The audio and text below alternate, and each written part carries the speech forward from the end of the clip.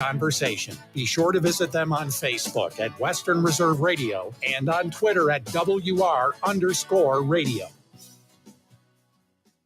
WWE superstar Alberto Del Rio, take one. Behold the angry giant. Try it again, Alberto. Behold the angry giant. Perfect. Good luck tonight.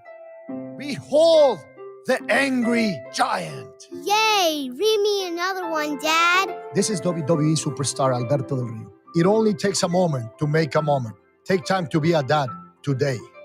Visit fatherhood.gov, brought to you by the U.S. Department of Health and Human Services and the Ad Council. It's time to kick back and listen to the Sports Page with your host, Pat Lucia, right here on Western Reserve Radio. You can call the show at 330-707-4202 and tell everyone what's on your mind in the wonderful world of sports. Now, here's your host, Pat Lucia.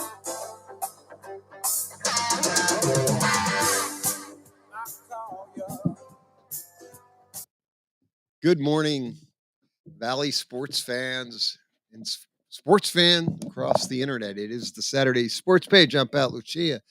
Dave Clark joining me this morning, 330-707-4202. Get in and talk sports. We do this every Saturday morning. We talk sports every Saturday mornings from 9 to 11 on Western Reserve Radio. Dave Clark, a lot to get to this morning. College football, the bowl games are coming upon us. The big games that matter are upon us. Ohio State did play, unfortunately, last night. Things did not go well. They definitely miss a quarterback, and a lot of fans are not happy with Ryan Day and the Ohio State University. From what I read on Facebook yesterday, there are people upset, and I have a memo to all those folks out there that want Ryan Day fired. He's not going anywhere. I break the bad news to you.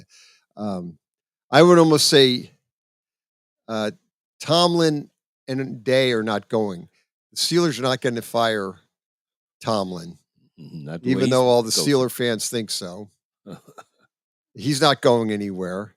They have a big game this weekend, Seattle, Sunday, which we'll get to. Talk a lot about that. That has a lot. Seattle really needs to win that game. So do the Steelers, though. Yeah. A lot of games this weekend have a lot of impact on the playoff system as it evolves. Thursday night's game, Cleveland did away with the Jets fairly easy, 37-20. Cleveland has now clinched a playoff spot. They can actually still win the division. That's still open now.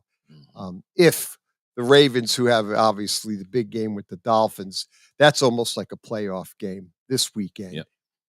That game has a big impact because if the Ravens would happen to lose to the Dolphins, that means Cleveland has a chance to actually win the division if they beat Cincinnati next week and the Ravens lose to the Steelers next week.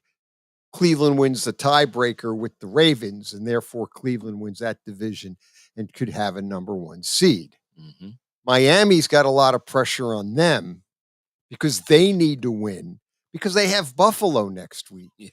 And if Miami loses this week and then would lose next week to Buffalo, providing Buffalo beats the Patriots this week, if Buffalo wins out and the Dolphins lose out, Bills get the division. Miami would be a wild card. Yep. So all these games have big impact on what's going to go with the playoff picture. The other big news out there, Russell Wilson is benched.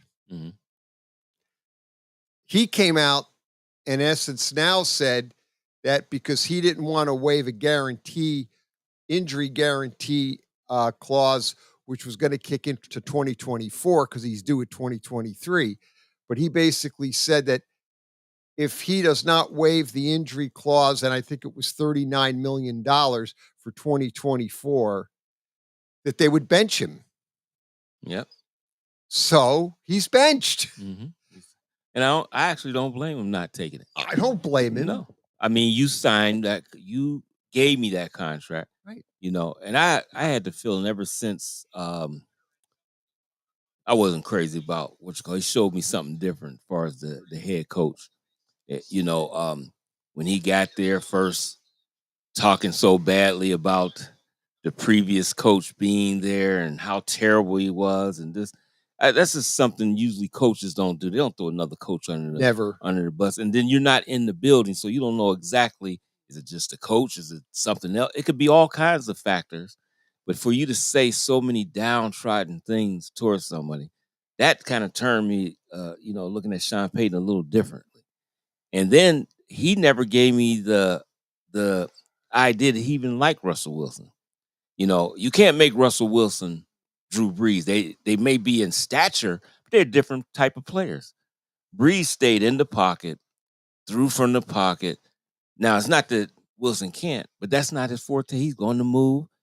He's very successful. You can't say he wasn't successful. That's what he does. And he got himself in shape to be able to play the type of game he plays. And Sean Payton doesn't like it. So, I don't know how they can get rid of that contract. Probably can't, but you never know. I don't know how they do this stuff anyway. They'll probably come up some kind of way and he gets out of Denver, which I hope actually happens, that he goes somewhere else and play, because I'm not crazy about Sean Payton and how he's done things there. Whether he's be successful or not, you just don't do things he's done. Well, that was the word. The word was that, from listening some of the experts out there, said that Russell Wilson, Sean Payton never liked Russell Wilson's quote game. You said this, but that's been confirmed, or at least speculated, by a lot of other experts out there, and that he pretty much wanted to get rid of Russell Wilson from the day he got there, but they had already given him this 5-year contract, the new deal, before Peyton walked through the door. And obviously, had they hired Peyton before the contract, you can guarantee they would have never given Russell Wilson that big contract, because they didn't have to do that. Mm-hmm. Right. Russell Wilson, in fact, his contract doesn't go into effect until technically next year. Yeah. So the problem you have with the contract is, if they get rid of him, they take an $85 million dead cap hit. That can't get out of it. So in essence, that means is on the cap, you got an $85 million hit already on the cap. Mm-hmm. So you take that right all into your cap. So then you got to build a team around the cap. That's like when I was looking at Deshaun Watson's contract. I know we'll get to that, because Joe Flacco's playing like Joe Flacco of old, I guess, if I could say it that way. He has maybe got the second youth, or Kevin Stefanski's just put a great system that fits Joe Flacco. And I think that kind of where that lays off. But getting back to Russell Wilson, they take an $85 million dead cap hit in 2024. I'm looking at it right now off Sports Track. So bottom line is, I don't know how do you work around it? I guess you will work around it. I know they do strange things with the money in the NFL. They always seem to come up I don't know how with, they do it. They go around to other players and ask them to renegotiate their deals so they can get more cap space. So maybe that's what they're going to have to do. Mm-hmm. And then they're going to maybe sign guys off practice squad and maybe draft, because they don't have any. Now that's the other thing. Denver has got they don't have a first round pick. A lot of their draft capital's gone because they gave it to Seattle to get Russell Wilson. Mm-hmm. So not only do they not have the draft capital that they would like, they also are taking a hit on the cap all to get rid of Russell Wilson. Because even though Russell Wilson has come out and said, hey, I'll stay in Denver, you know they want to get rid of him. Yeah. So then the question comes down to, is there a market for Russell Wilson out there? Mm-hmm. That's kind of questionable, because who you talk to? I heard Mark Schlereth on a talk show said he didn't think there was. Yeah, I don't believe that. And I don't believe that. No. Now, they were on Two Pros and a Cup of Joe. They had Albert Breer on. He didn't know either, but they were talking about it, and they thought maybe Minnesota would like it. They thought Minnesota would end up wanting Russell Wilson because Cousins' contract is up. I don't believe there's no I absolutely do not believe that. Yeah, because I can name some teams. You're going to tell me They wouldn't take them in New England if they had to, It- or that was the other team that came up. even the Raiders, if they can't get position to the type they need, that's another team. That was the other team that came up. Because I'm telling you, they will. Antonio Pierce is Yes. using the round peg that goes in the round hole. That's what he's doing. Right. And guys that don't fit, they're not there.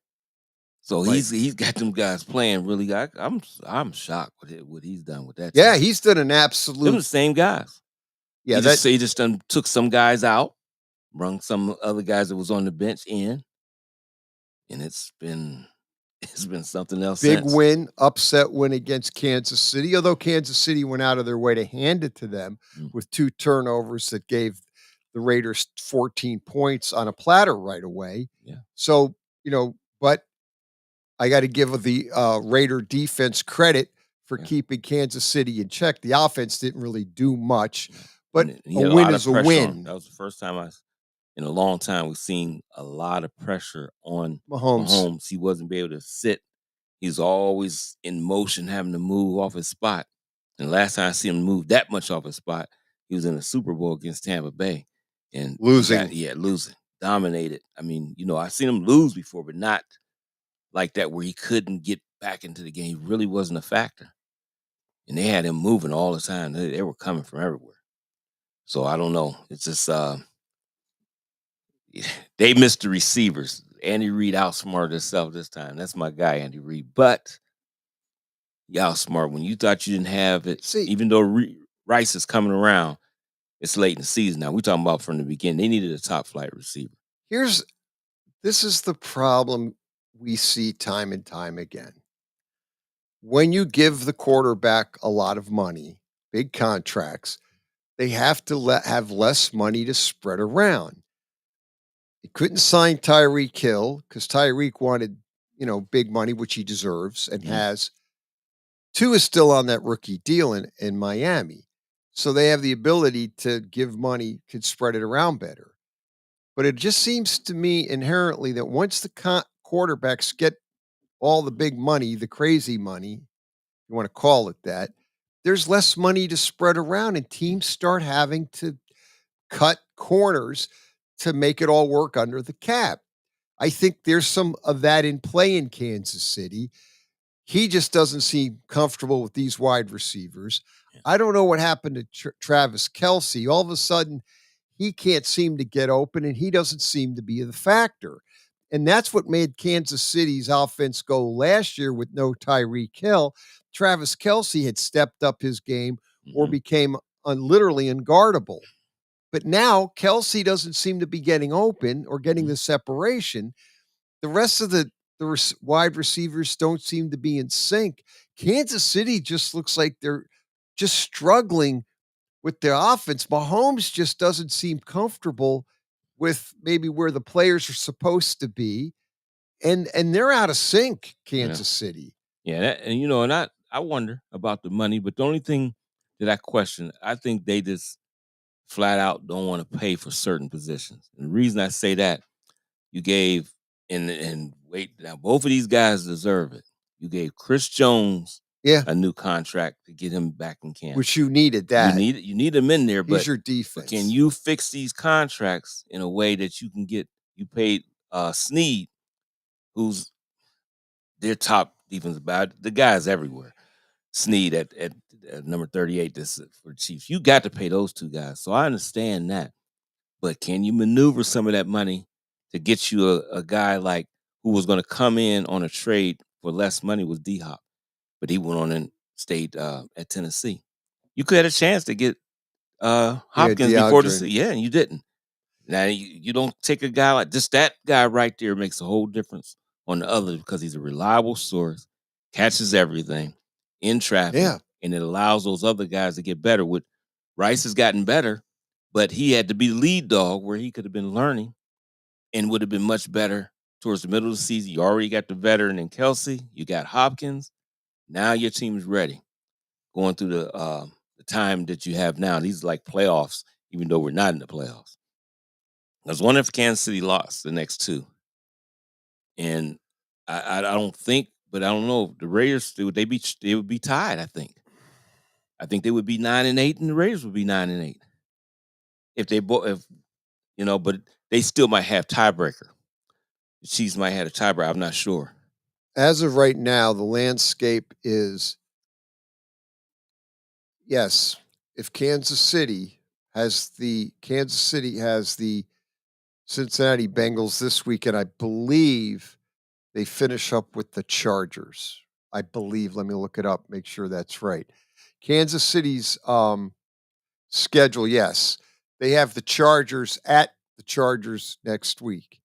They have Cincinnati this week. That's a 4:25 game. Okay. Yeah, this could get well if they lose to Cincinnati and the Chargers. That's two AFC conference games. Yeah, I just don't know what their record. They might If be better. that would make them 9-8, because right Mhm. now they sit at 9-6. Okay. So now, as of the Raiders and Denver are tied at 7-8. Mhm. Denver basically, we'll get to. They would We got to be in it get too. back to Denver. I don't understand. I mean, Peyton is basically trying to tell us that Stidham is going to get him in a better position to win than Russell Wilson. I don't. Again, Even if they win, I still don't agree with what he's doing. But, okay. I'm done with him. Yeah, whatever. Here's the Raiders' schedule. This is where this could get interesting. The Raiders have Indy at 1:00 at Indy. Indy obviously needs that game. The Raiders need the game. Yeah. If the Raiders lose, I believe they would be out of it. But Right. if the Raiders win out, they have Denver next week. Mhm. Now, Denver, if so, that's like if both teams win this week and Kansas City loses, that would put the Raiders and Denver one game out. And then if the Raiders win out and go 9-8 and Kansas City loses and goes 9-8, then they've got to go to the tiebreaker route. And I'm not 100% sure how that would work out. I mean, that, you have to go through the first in the head-to-head, they split, correct? Yeah. Yeah. They split head-to-head. Then I think they go to division Mhm. record, and then they go conference. And Denver and KC, they split too? I think so. I'm almost certain Denver beat them too. I thought Denver beat them one time. I could be wrong, but I thought it was some splitting in here. Yeah, I with think them they too. did. Yeah, I think they beat them too. Yeah, I believe this could get. This could be real complicated. I wonder, and I'm wondering what it would be. Denver might get in there. If they can win Denver this still weekend, has a shot. Yeah. They're 7-8, but they still have a shot to get Mhm. in because they're not eliminated.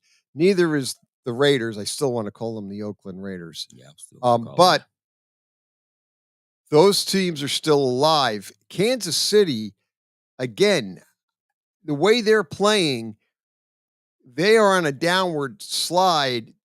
And in the NFL, you never know week to week what's going to happen. So that could be potentially interesting if KC dumps 2 games. The Raiders win 2 games, would eliminate Denver.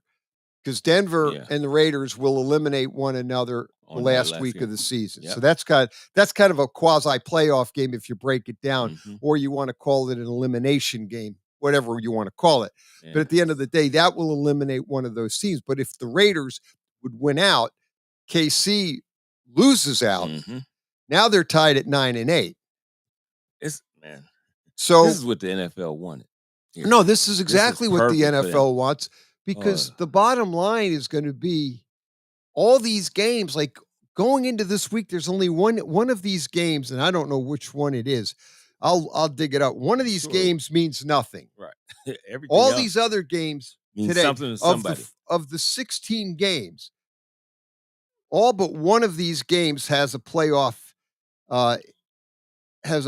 impact. The implication for both teams or at least one, which makes it, and then you don't want to pay teams that are out of the playoffs, some of them, because they're playing for their jobs. So a lot of them play a lot differently when they're in the spoiler role. So this is something the NFL sees dollar signs popping up all over the place. Well, here's the bottom line. Okay. We were talking about NFL, Mhm. kind of what drives the boat, and why is the NFL so popular, and why are they getting all the money and all the attention? The bottom line is this, is when you break it down, the NFL, people are tuning in to the NFL like no tomorrow. And they're going to continue to do that. And the ratings for Christmas were big. I'm trying to dig them up. The ratings for Christmas are through the roof. Yeah, I bet. I mean, it's just insane. Totally insane. They're games, and they were good. Oh, they were all good games. Unbelievable. No, the NFL, the ratings for the Christmas, I'm going to get the numbers, are mind-boggling to say the least. And I think the problem, I mean, the sad part is, it just the NBA, they actually drew 10 times what the NBA drew watching TV. I mean, it's just what it is. I mean, that's what I keep saying. I said it last week. The NBA needs to get their season out of the NFL. Like, move it so you start it when the NFL is winding down. Yeah. Because Yeah, the 'cause NFL right now it's right in the middle. 'Cause Yeah, it it's starts right in now. Oh, yeah. October. You gotta Right. get out of there. Yeah, you got to get out of it. NBA needs to get away and get out of It should be October. just starting. They should start now, and at least have maybe Christmas as your tip off, because the numbers are just absolutely through the roof. Yeah. Yeah, here's what the numbers were. I'm going to get it up for a minute, just if for FYI. Talk about crazy ratings. The Chiefs and the Raiders, the Mhm. 1:00 game, drew 31 million viewers. That's the first game. That was Wow. the Giants and the Eagles drew 29 million. Right in the middle, and that's not far off from the first game at all. And the night game drew 28 million. And you know what? And I'm gonna tell you, they all went down, right? You know what it is? People were doing things. Right, that's in what the it evening. is. That's all Right. it is. People might have went. You had some people that went Christmas, and did things because it was on Christmas Day, but it didn't go down far. No. We're not talking from 31 to 15 million. Only We just went talking down 2 couple million, Yeah, and then 2 1 million. Yeah. That's not a lot. That's just some people that had in prior engagements, they're gone, and that's all it is. That is, and I would love to know what the NBA had. They probably, well, All right, I'll give you that. about 4 million. Yeah. The New York Knicks playing the Milwaukee Bucks the first game, 2.5 million. The Warriors taking on the Nuggets, which was the 3:30 game, was 4.1 million. Okay. The next game, the Lakers and the Celtics were 5 million. I can see that. The drop off was at night. The Heat and the Sixers was 1.3 million. And, that's a And the great Mavericks matchup, and the Sun was 1.5. too. They got hammered Yeah, they get just 20 times, almost 20 Yes. times more yeah, than some of those. right. Yeah. And that's why they can't do it at the same time. Now, if, for a tip off, if that was the time they was tipping off, it might have drew a little bit more. But to be low like that, that's okay, because the season will be over in about a month and a half, and you'll be just getting into your season. And now it's all on you. You got it now. It's all NBA. Yeah. Just go with it. Now that might take the season until July. Now Would take it or maybe another even early right. August, but you're starting in December at the end. So who cares? You still can do your same 81 if you want to. Just move it. You move it, and you're only going against baseball in the summer, and that's it. That's it. And baseball's not going to draw not going to be anywhere near football is. No. Because again, baseball's kind of like there's 162 games. You pay attention. You got same thing. I get like watch it. I have it on during just to kind of have it on, but pay attention. I start like at the end September when the playoffs. Then I get interested a little bit because the standings start to heat up. Who's going to get in? Who's not in? Then the interest peaks toward the end, August, September, because same you thing have to NBA. be a real baseball guy. Yeah, unless like you're a my guy like hardcore. Mark Means, I'm always talking to him about Right. baseball. Oh, yeah. He's a baseball guy, so Right. he watches it all. So I get it, but it's just would be hard. I used to be all sports guy, but I can't do the NBA like I used to, and I can't do baseball at all like I used to. I used to watch all kinds of. I can't do it. It's too long.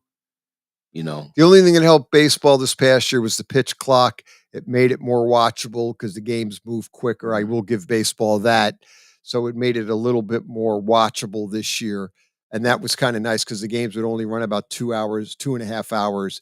They knocked almost a good hour off these games, which they had to do because it was just brutal. But the point is, football is what drives the boat. That drives the interest. NFL's number one, college number two. Yep. I mean, pretty much across the board. I know there's folks out there that like college a little bit more than the NFL, but if you look at the ratings across the board, it's NFL. Your NFL is, driving the boat here. Yeah. No matter what. No matter what. These games will have ratings. Even, they talk about even the lousy Thursday night games, people with the Prime Video are watching them. I know a lot of guys that talk about college football, this, blah, blah. I can every college guy you show me that says that's the number one for them, probably can show you 50 guys that say the NFL. It's just, that's what it is. NFL is just what top makes dog. the NFL so great is here we are, week 17. Every game, I'm still trying to find out which game has no impact, and I can't find it. I think where I no heard team where it's not. Yeah, it's going to affect what. See, like tonight is the Lions and the Cowboys. Oh, Oh my what God, that means. that's big. Right. The Cowboys need. Is that the only game today? Yeah. ESPN, that's Monday night's game on Saturday night because Monday is the Final Four for college football. So there's no Monday Night Football because Monday Night Football is now Saturday Night Football. And that's the last night. That's the last regular season game for Monday Night Football. Right. So, but they'll have a play. I believe they get a playoff game. Yep, they do. So the Lions at the Cowboys tonight, ESPN 8:15 is the and that's a big game because obviously these teams are positioning for. I mean, the Lions potentially have an outside shot of being the number one seed in the AFC. Just got to take care of business, right? If they win out, and Philly or San Fran stumble, yes, they get the number one seed. Yeah, they're right there. So the Lions are looking at potentially that and get a home game. Wouldn't that be something? Or everything goes through Detroit, that'd be something. And they basically have a week off. Yep. Wow. Saturday morning sports page, half hour already in the books. We'll be back after a quick timeout on Western Reserve Radio.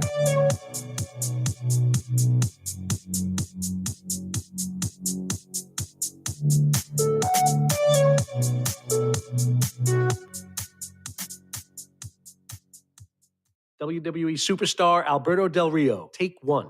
Behold the angry giant. Try it again, Alberto. Behold the angry giant. Perfect. Good luck tonight. Behold the angry giant. Yay! Read me another one, Dad. This is WWE superstar Alberto Del Rio. It only takes a moment to make a moment. Take time to be a dad today.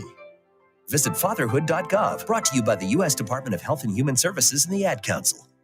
Mahoning Valley's leader for golf, Milk Creek Golf Course, is now booking tee times for 2024. We offer stay and play opportunities available with 9 area hotel partners. For more information, visit our website at millcreekmetroparks.org. Also, look for new, exciting opportunities coming soon, including an indoor player development center with Trackman, an indoor Callaway club fitting center, and an Odyssey fitting studio in 2024. Follow us on Facebook at Milk Creek Golf Course or call 330-740-7112. During the fall and winter, grilling season never ends, and Gessler Propane is your local supplier that makes sure you get your hard-earned money's worth. Why go to gas exchanges to pay higher prices for tanks not filled to capacity? Gessler Propane makes sure you're prepared for year-round grilling with 100% filled tanks at a reasonable cost. See Bob Monday through Friday, 10 to 4, and Saturday, 9 to 3 at Gessler Propane, 702 Youngstown Sound Poland Road, Struthers, or call 330-755-9119. Gessler Propane. They got gas. So why do teenagers play high school sports? My reason why is a sense of purpose. My reason why is to inspire others. One reason student athletes seldom mention is to get an athletic scholarship. They know that only 2% of all high school athletes are awarded a sports scholarship. So why do they play? My reason why is friendship. Tell us your reason using the hashtag #MyReasonWhy. This message presented by the NFHS and the Ohio High School Athletic Association.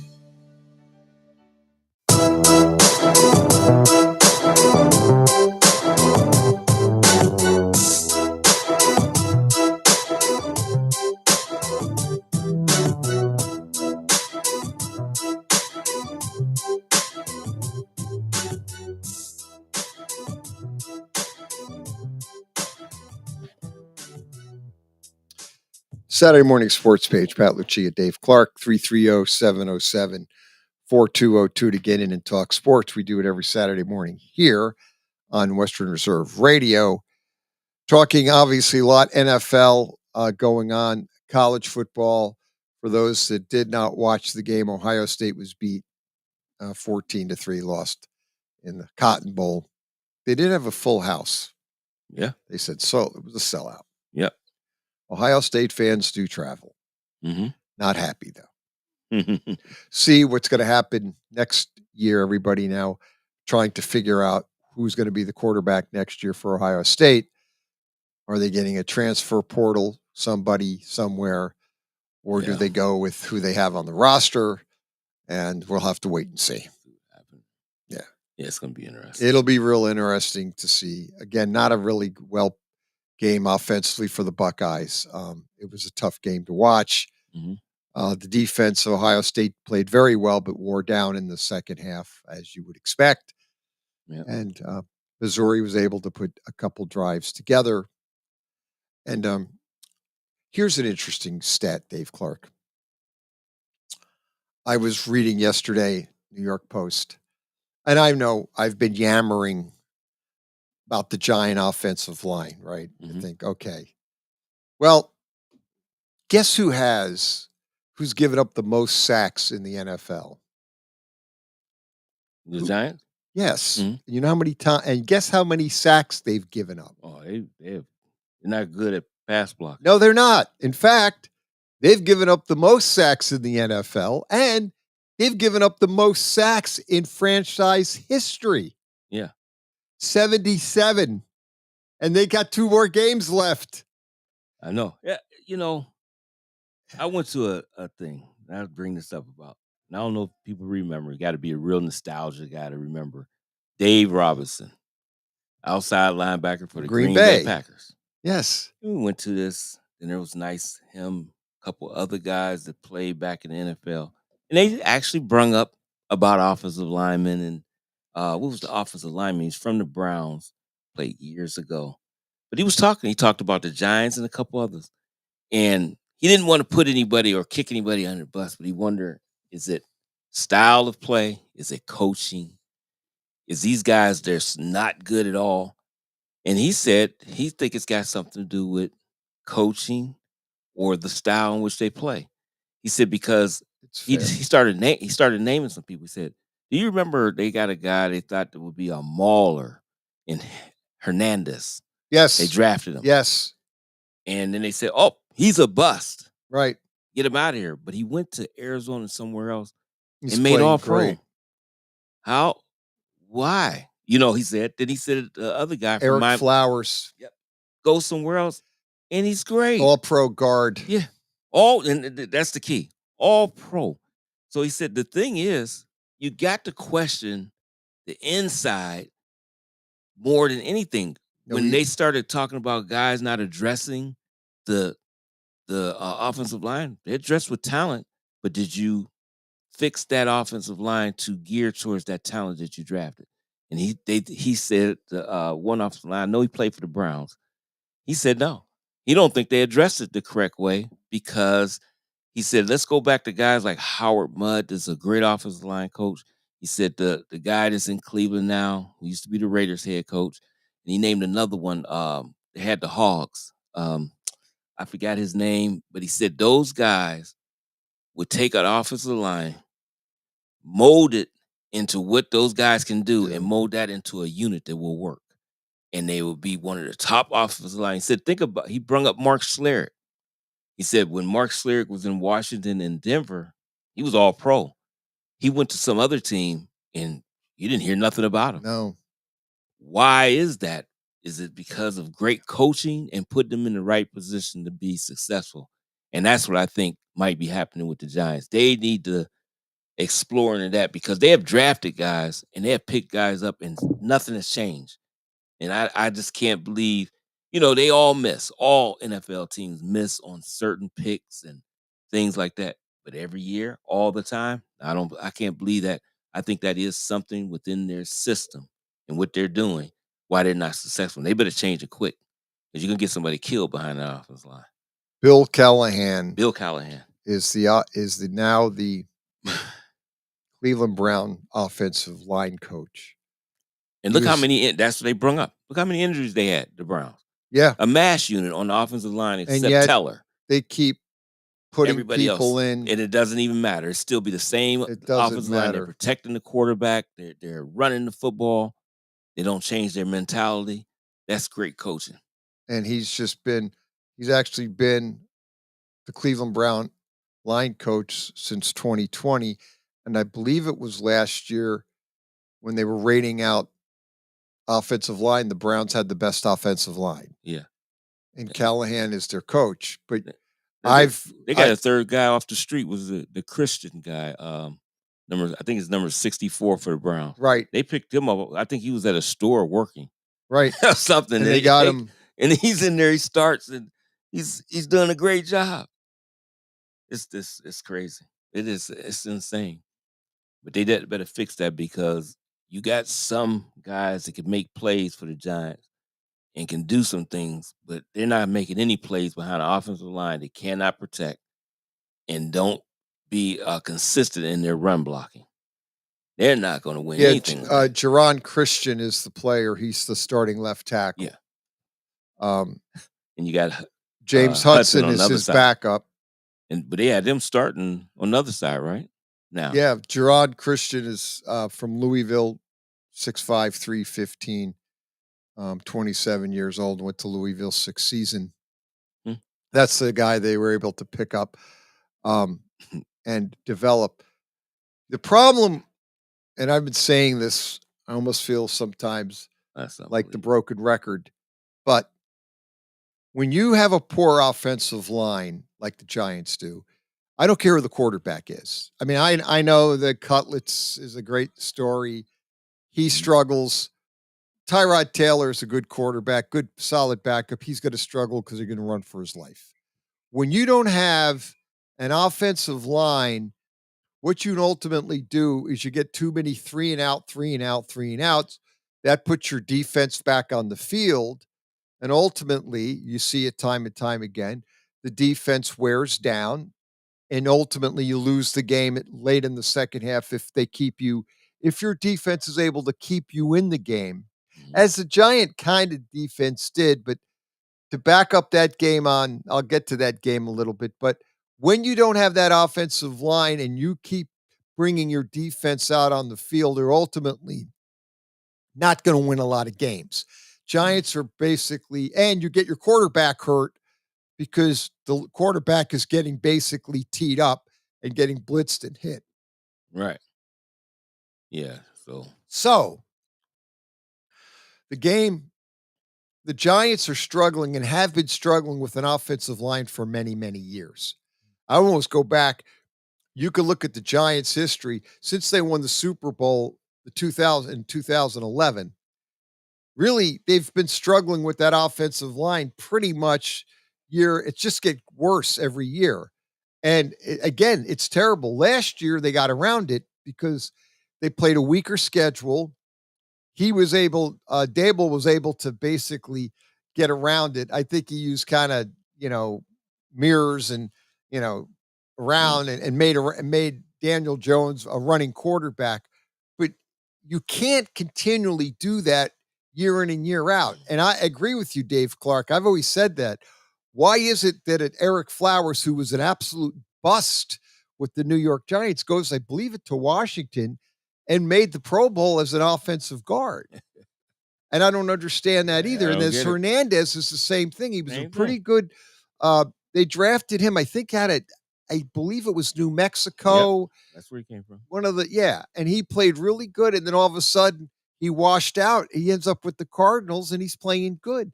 You can't have a bad offensive line because you're not going to be able to. You're not a good football team. Line play is very important, both defense line, offense line. You need them both. Right. You got to start looking when things is continuous year after year. Start instead of looking at the players, start looking at you in the mirror. What do we need to do? Right. And something's not right here. And it's something in that I in don't the know what system. I don't know if it's a coaching. I don't know. The guy was saying. You brought up an excellent point. David Robinson said to you, or was talking to you, you had line, and they said that you need to be able to get the scheme to fit your lineman talent. Right. And you have linemen that have strengths and weaknesses. You need to get a system in there that's going to tailor to their strengths. So you kind of cover up their weaknesses by getting the system that's going to help get their more impact on their strengths and make your line better and work as a unit. But the Giants have been miserable with the offensive line. And until they keep talking about the quarterback the Giants are going to draft, they said, well, they got to get the offensive line right. Yeah. I mean, I don't care who the quarterback's going to be. Yeah. I mean, they have to look at what they have, grade some of them guys out. If they've been so, well, they could be a lot better if you put them in a better system. See what they do best. And get them guys in to be a cohesive unit and improve on what they can't do nothing but go up. I mean, for next year, but you got to do something like that because you're not going to draft all your guys from but you should be able to get somebody in the draft, and you should be able to pick some up free agency and see what you mix with what you got, and maybe you got, like I said, look in the mirror. Maybe it's somebody else that got to take over that position of putting them in the right position to be successful. Yeah, it makes no sense. Yeah, it really doesn't. The lineman that they drafted out of Alabama, Neal, yeah, he's out now. They thought he had a sprained ankle. He was rehabbing it, and then I guess they took another. And he had been playing well, right? The one that was playing well. But wasn't he playing tackle on both sides? Yeah, they moving him around on both sides? He was struggling. They thought he was having a lot of problems. The fans were booing him. He was getting beat. He was having a lot of problems. And so he in essence, now they found out he cracked a bone in the ankle. He's out for the year.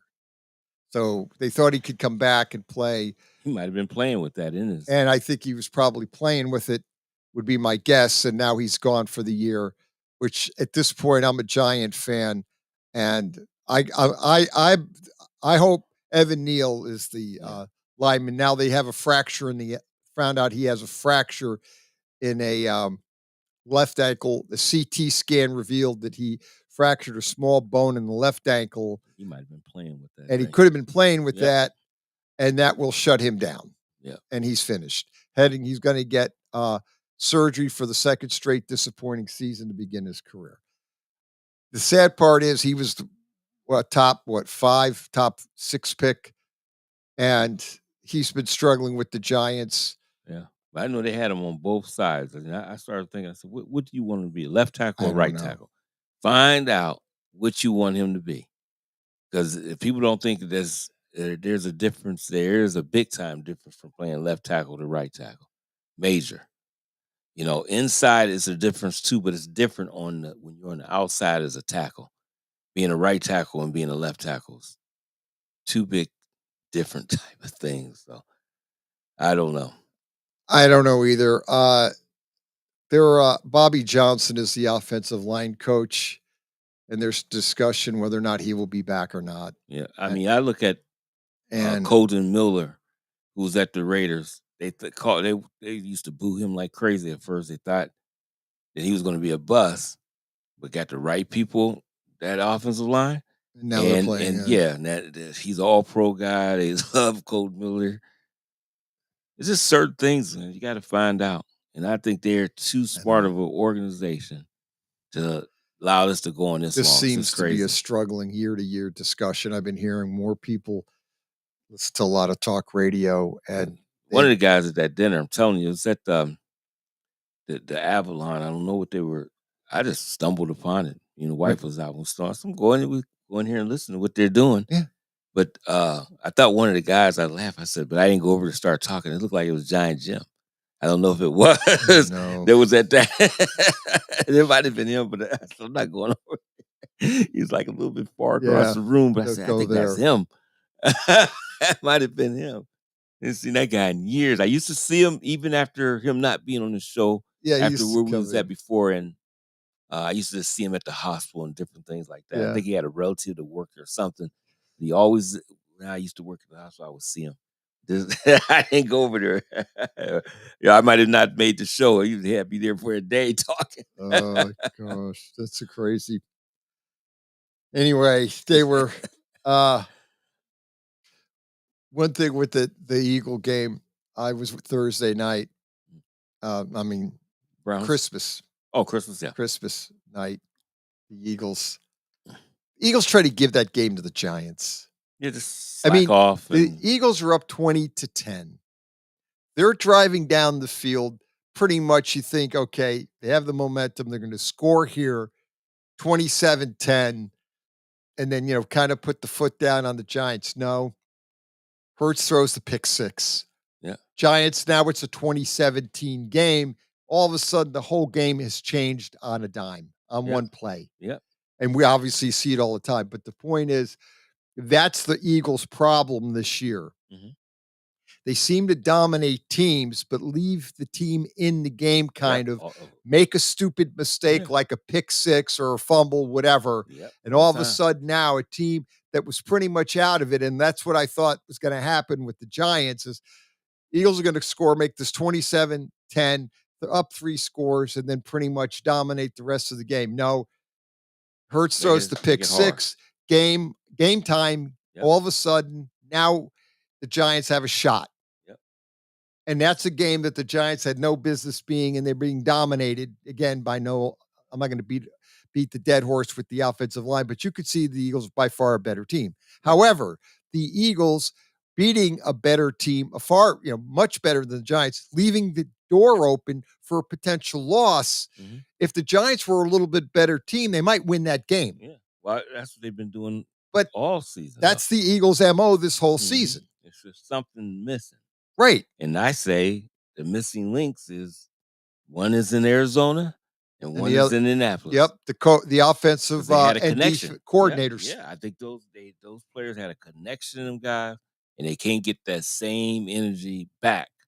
You can't get it back because these is different. Even though if you and I could work together and we could be defensive coordinator and an assistant defensive coordinator with you, and you leave, just because we work that system together, when I take over, it's going to be the same. No, because there's certain instincts when you're coaching that just in your instincts say, do this on defense. That may not be the same with me. So I'll do something completely different. So that means that team is going to be different. It's going to respond different, and it's not going to have the same thing. And that's what you see. Still great players out there, but they're out of sync. And it's going to, it'd be something. It could happen. They can make it all the way to Super Bowl, but it's going to be tough under these conditions. It's like Devontae Smith said, they have to hit it now. They got to get it and be able to play a complete game and see that to believe they can do it, because they haven't been able to do it. No, they haven't. No complete.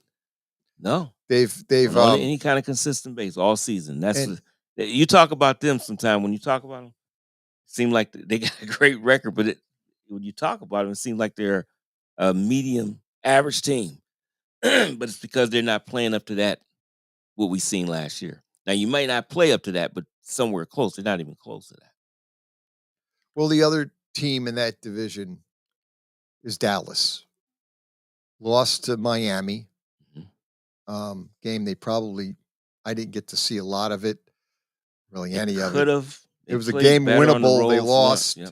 I've listened to a lot of the talk show saying that the game was really a game that they probably should have won, but found a way to lose.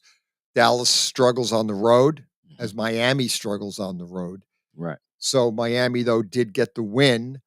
So now you've got Dallas and Miami both in the playoffs, but obviously flawed, which they cannot win on the road.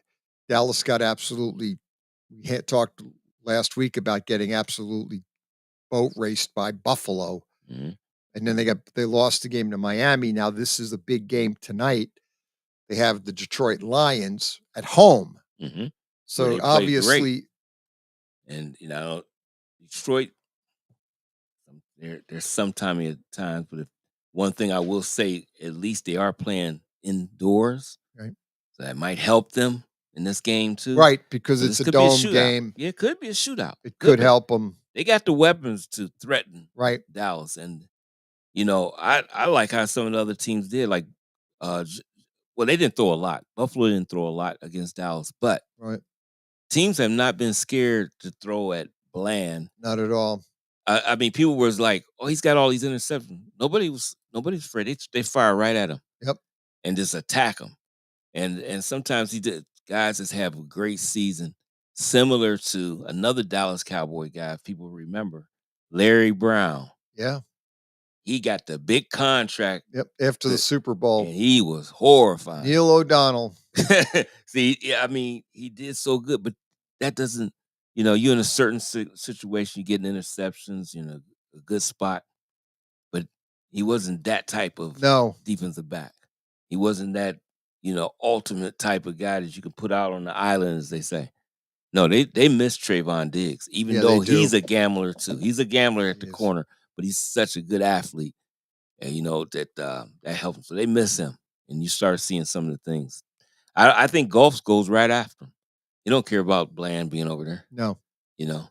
I think tonight's game is going to be really it's going to be good. A great game to watch. watch. So. I hope it is. Because these two teams have a lot on the line.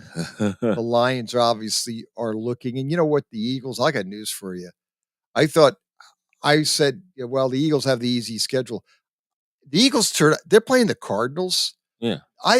But there's no, when people say it, I don't say it too much. You might say it's a down step in scale. But in the NFL, is it truly an easy game? No, there are no easy games. I mean, to be truly honest, is it really an easy game? I don't really think it is. Do you think, the way the Eagles are playing? I mean, I just don't think it is. I think that Cardinal game is going to be a close game. I don't know. Oh, it could be. Would I be shocked if the Cardinals win? No. They done played them well before. Right. Yeah. There's certain teams that match up good. I didn't see New England. Who would think New England would beat Denver? And some of the other games that they had won. I mean, I'm looking at them when they played Pittsburgh. I didn't think it was no way they'd be in Pittsburgh. Right? That game was in Pittsburgh. It was Thursday night. I'm like, there's they no way. They were the road team on a Thursday night short week, and Belichick went in there and basically put a game plan together to beat them. That's what I'm saying. You just can't. It's the NFL. You better show up ready to play. Every week. You can get beat. Yeah, you could get beat. It's not an easy one. I mean, why I ain't marking it as a win there for them and some of the other teams. Like I said, I do believe San Fran will beat Washington, but does it change with Brissett at quarterback? Just the energy level to and now that the offensive line on the 49ers is banged up. Oh, yeah. All of a sudden now you have to look at that game and say, with Brissett now being the quarterback, and you look at that offensive line on the 49ers having problems, and they saw that bottom line was when the 49ers had injuries, they lose. Yeah. And I think that was one contributing factor why they lost. I know they're all blaming Brock Purdy. Hey, Brock Purdy was under pressure. Yeah. But that's what he needs. When you see gotta get him. A quarterback rushed and Brock Purdy was rushed, he was done. No, they were coming for him. And they were coming for him, and he knew it. And the last time he seen that was NFC Championship game in Philly. I mean, and that's how they came after him. And they came after him. All their He quarterbacks. got hurt right away. But you're right. When you pressure any quarterback, see, I make the argument, it always cracks me up. When you could put that much pressure on a quarterback and get in it, that's how the Giants won 2 Super Bowls against Tom Brady. They had the linemen get up and get in his face and keep him off his spot. Took him off That's what of I his said. comfort. Got him out of a comfort zone. That's how the Raiders beat Mahomes last. He was never comfortable. No. He was never just sitting back there looking around. There wasn't no looking around today. And that changes things. The quarterback gets kind of what I consider like the defensive jitters. They get jittery because that defensive line has got them thinking, and they're not in they're out of their comfort zone, and they seem to be trying to make something happen because they're being either pressured, rushed, hit, late, whatever the point. All of it. And then you start seeing things that's not really there. You're looking coverage, and it's not really like what you see, and you throw in the coverage, it's intercepted, stuff like that. I looked at that, all that pressure the Raiders put on Mahomes. He threw that look. I was like, what is he throwing at it? But see, he was under pressure. He didn't even see Jones. Nope, never saw him. He was underneath. He just seen the guy behind him. Yep. Never seen him, picked it up, pick 6. That was right after the fumble. Yep. After the muffed fumble, Raiders scored. They get the ball back. Kansas City gets it back. First play, pick 6. Yep. They handed them 14 points in 11 seconds or something crazy. And you always know some teams do a lot of gadget plays. They do. But when when the offense is struggling, when you start doing them early in the game and they fumbled that play, why are you even doing that early in the game? And that's it. Yeah. Why were you doing that gadget play early in the game? That's the other question. Yeah. You haven't did something like consistent that you can catch them off guard with a gadget. So it just shows you that the confidence level on offense wasn't there. At all. And then you just complicate it even more on a team that's now competent and they playing hard. And I get they cannot.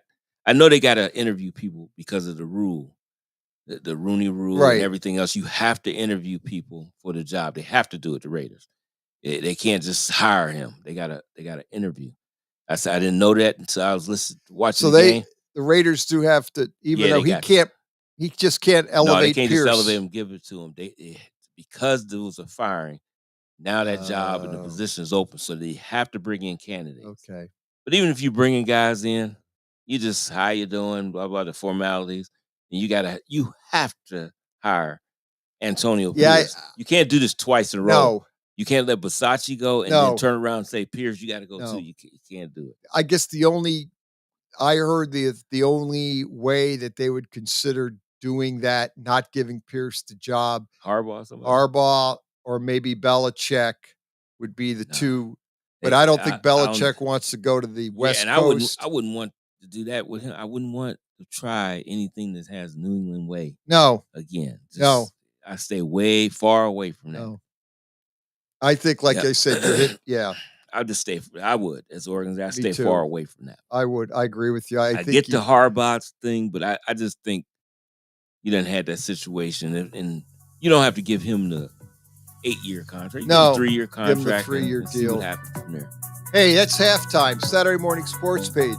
We'll be back after a quick timeout on Western Reserve Radio.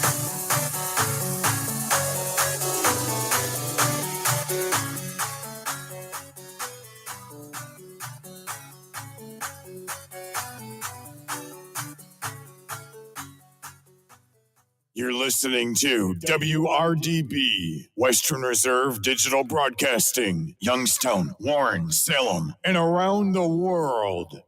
In the small town of Elmira, New York, a boy was born into an all-American family. The odds of him achieving his dream in the fashion industry? 1 in 23 million. The odds of having a child diagnosed with autism? 1 in 68. I am Tommy Hilfiger, and my family is affected by autism. Learn more at autismspeaks.org/signs. Brought to you by Autism Speaks and the Ad Council. Welcome to Calvin's Barbershop. You all got to see this. I don't even want to know what you're looking at on that phone. Well, you should. I was learning about the dangers of high blood pressure and that we need to get ours checked regularly. High blood pressure can increase the risk of heart attack or stroke, but this text program can help keep it at a healthy range. Just text Barbershop to 97779 to sign up. I'll get right on it as soon as I'm done with this baby panda video. Text Barbershop to 97779. A message from the American Heart Association and the Ad Council. Hey, let me ask you something.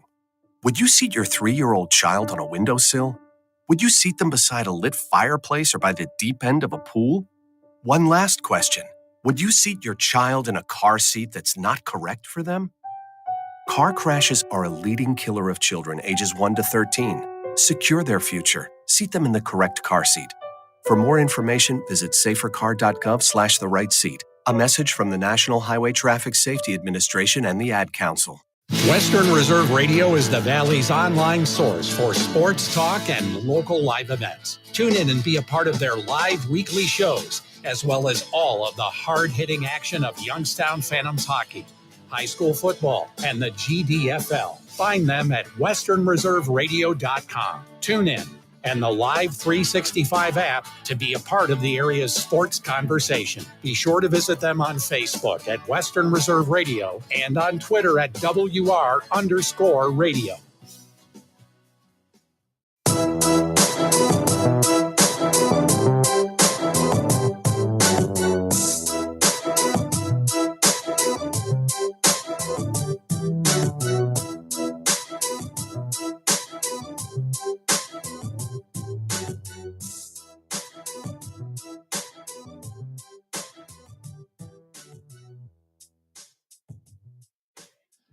Saturday morning sports page, Pat Lucia, Dave Clark, 330-707-4202. Get in and talk sports. Do it every Saturday morning from 9 to 11 on Western Reserve Radio. We talked a lot on obviously the NFL. There's so many stories with the NFL. Dallas, big game tonight. The Lions, so much on the line. I looked at all these games. I can't find the game. Every game here has some kind of impact on a team either wanting to, like the Ravens and the Dolphins may be the biggest game of the weekend, because that's got, big, because that's going to dictate like what Cleveland's going to do. Yeah. Cleveland, because if the Ravens win, the Cleveland Browns could take next week pretty much off. Yeah.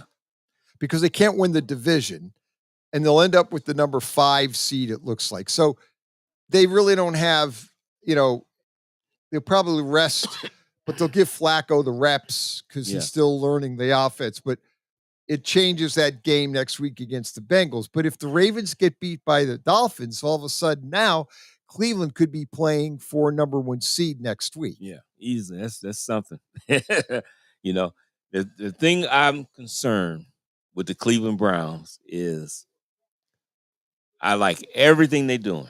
Yep. Everything. Except a couple things. And I know he just hype. Flacco's doing a great job. But some interceptions he's throwing into coverage. He's doing things. They're getting away with it. Yep. And the defense is covering that by great defensive play. But you're going to have to watch that as you go to the playoffs, because those are different type of teams.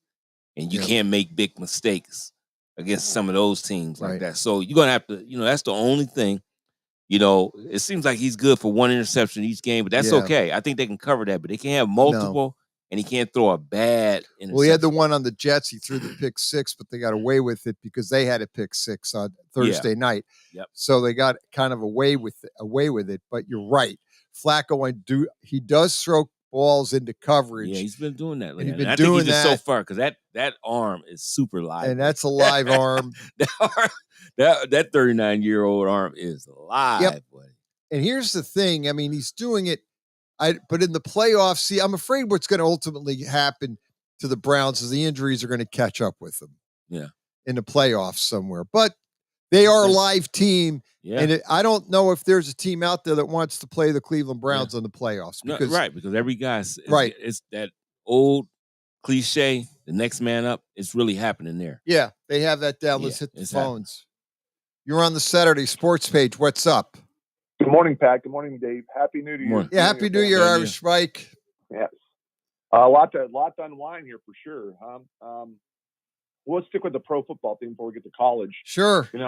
I think the one big thing is that obviously Joe Flacco's come in and, run the offense better than anybody's run that in Stefanski since he's been head coach for 4 years. Right. And he's a lot more mobile, a lot more like, remember with Roethlisberger in his prime, he couldn't take off and run, but he could buy time, that extra 2 or 3 seconds sometimes to get guys open. It seems like, Flacco turns 39 in a couple weeks, and that's what he's been able to do. That's been really, really surprising to me. I thought he'd be a sitting duck back there, and he's really not. No. Well, something I noticed, because I did, like I was telling Pat, I was at this dinner the other day, and they was talking about that, how he's running that offense. But something to notice, that offense is not the same offense that Deshaun Watson ran or PJ Walker. It's different. It's geared. This is credit for Kevin Stefanski. It's geared to what Joe Flacco can do, because it's different.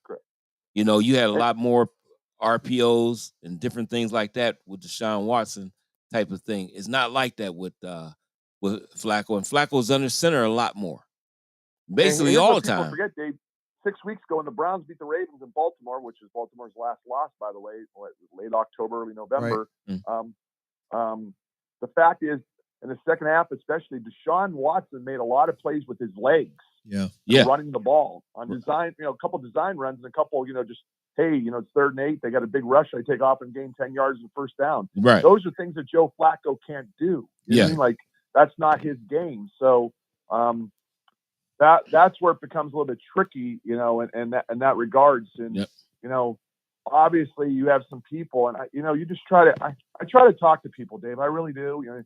We'll talk about college football pretty soon. And I've had this argument for 20 years about the SEC. I'm tired of hearing, well, the SEC is overrated. If you played in it every week, it's not overrated, okay? But you and I know that. But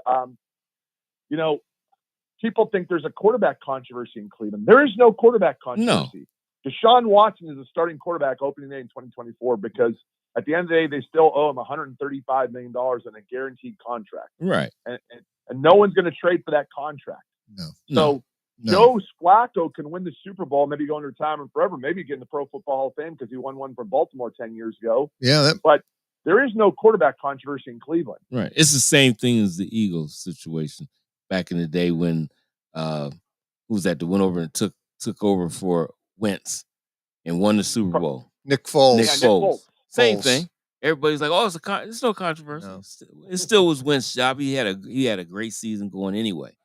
And like you said, the money situation with Deshaun Watson, you got to do it, but you got to give Kevin Stefanski a lot of credit. He'll know how to gear that offense to where it needs to be.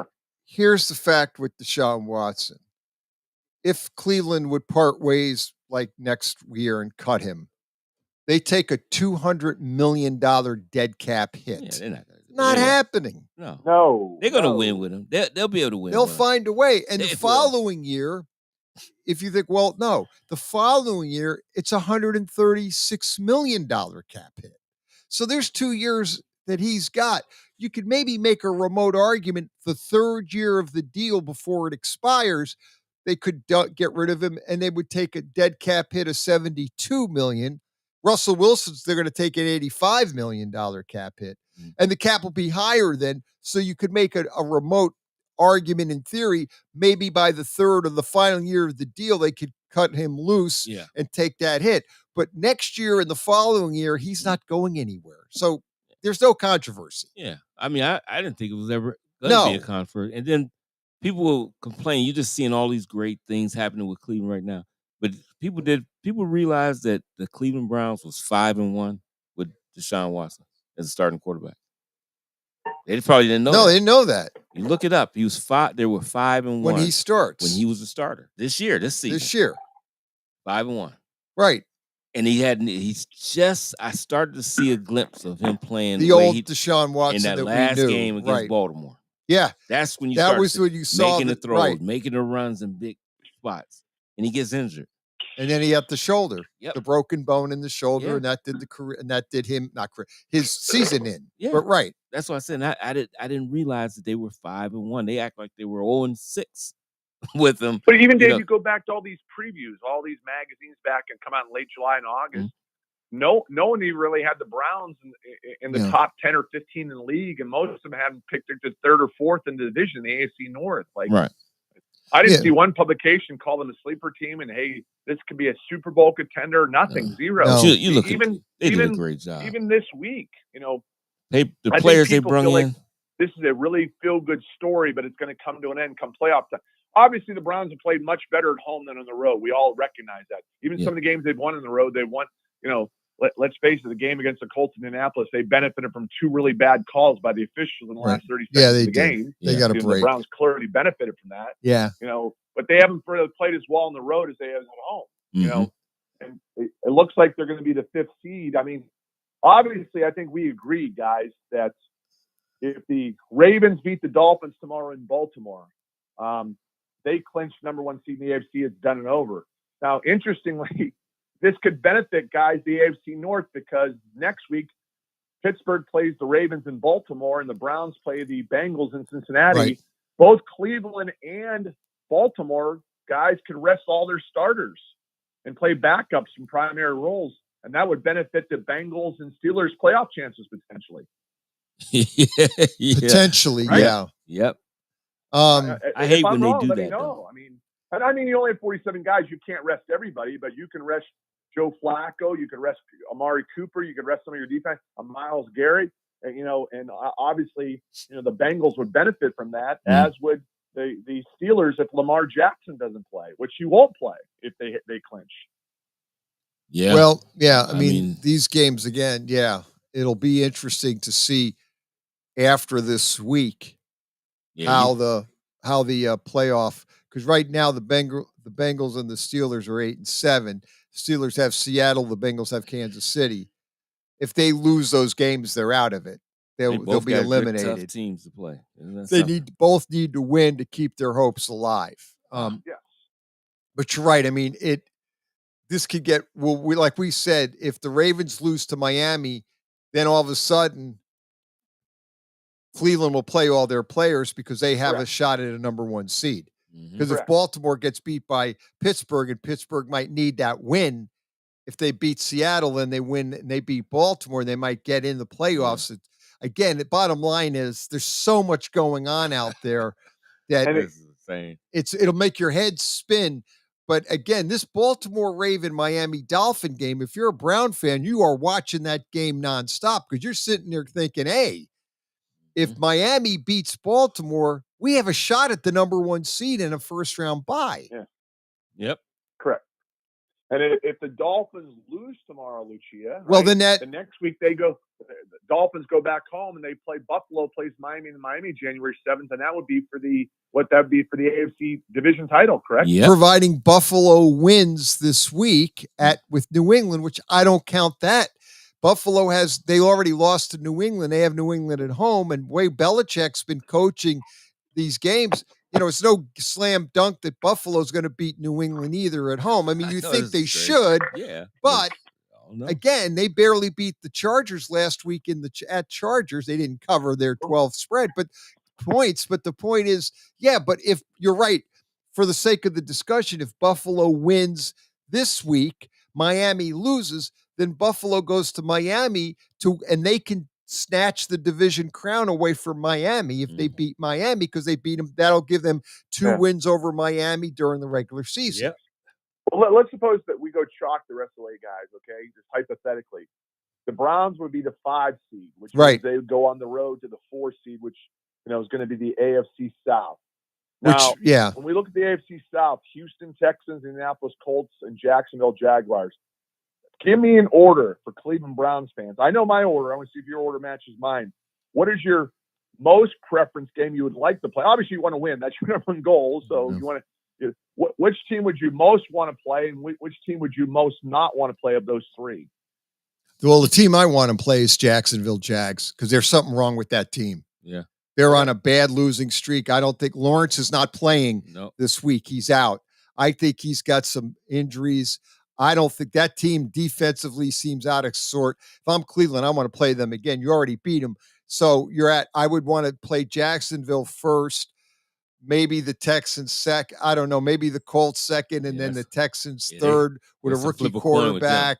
I don't know. But the way I'm just saying, if I'm going to look at flat out what's in front of me, I would play Jacksonville number 1 just because they're playing terrible. Yeah.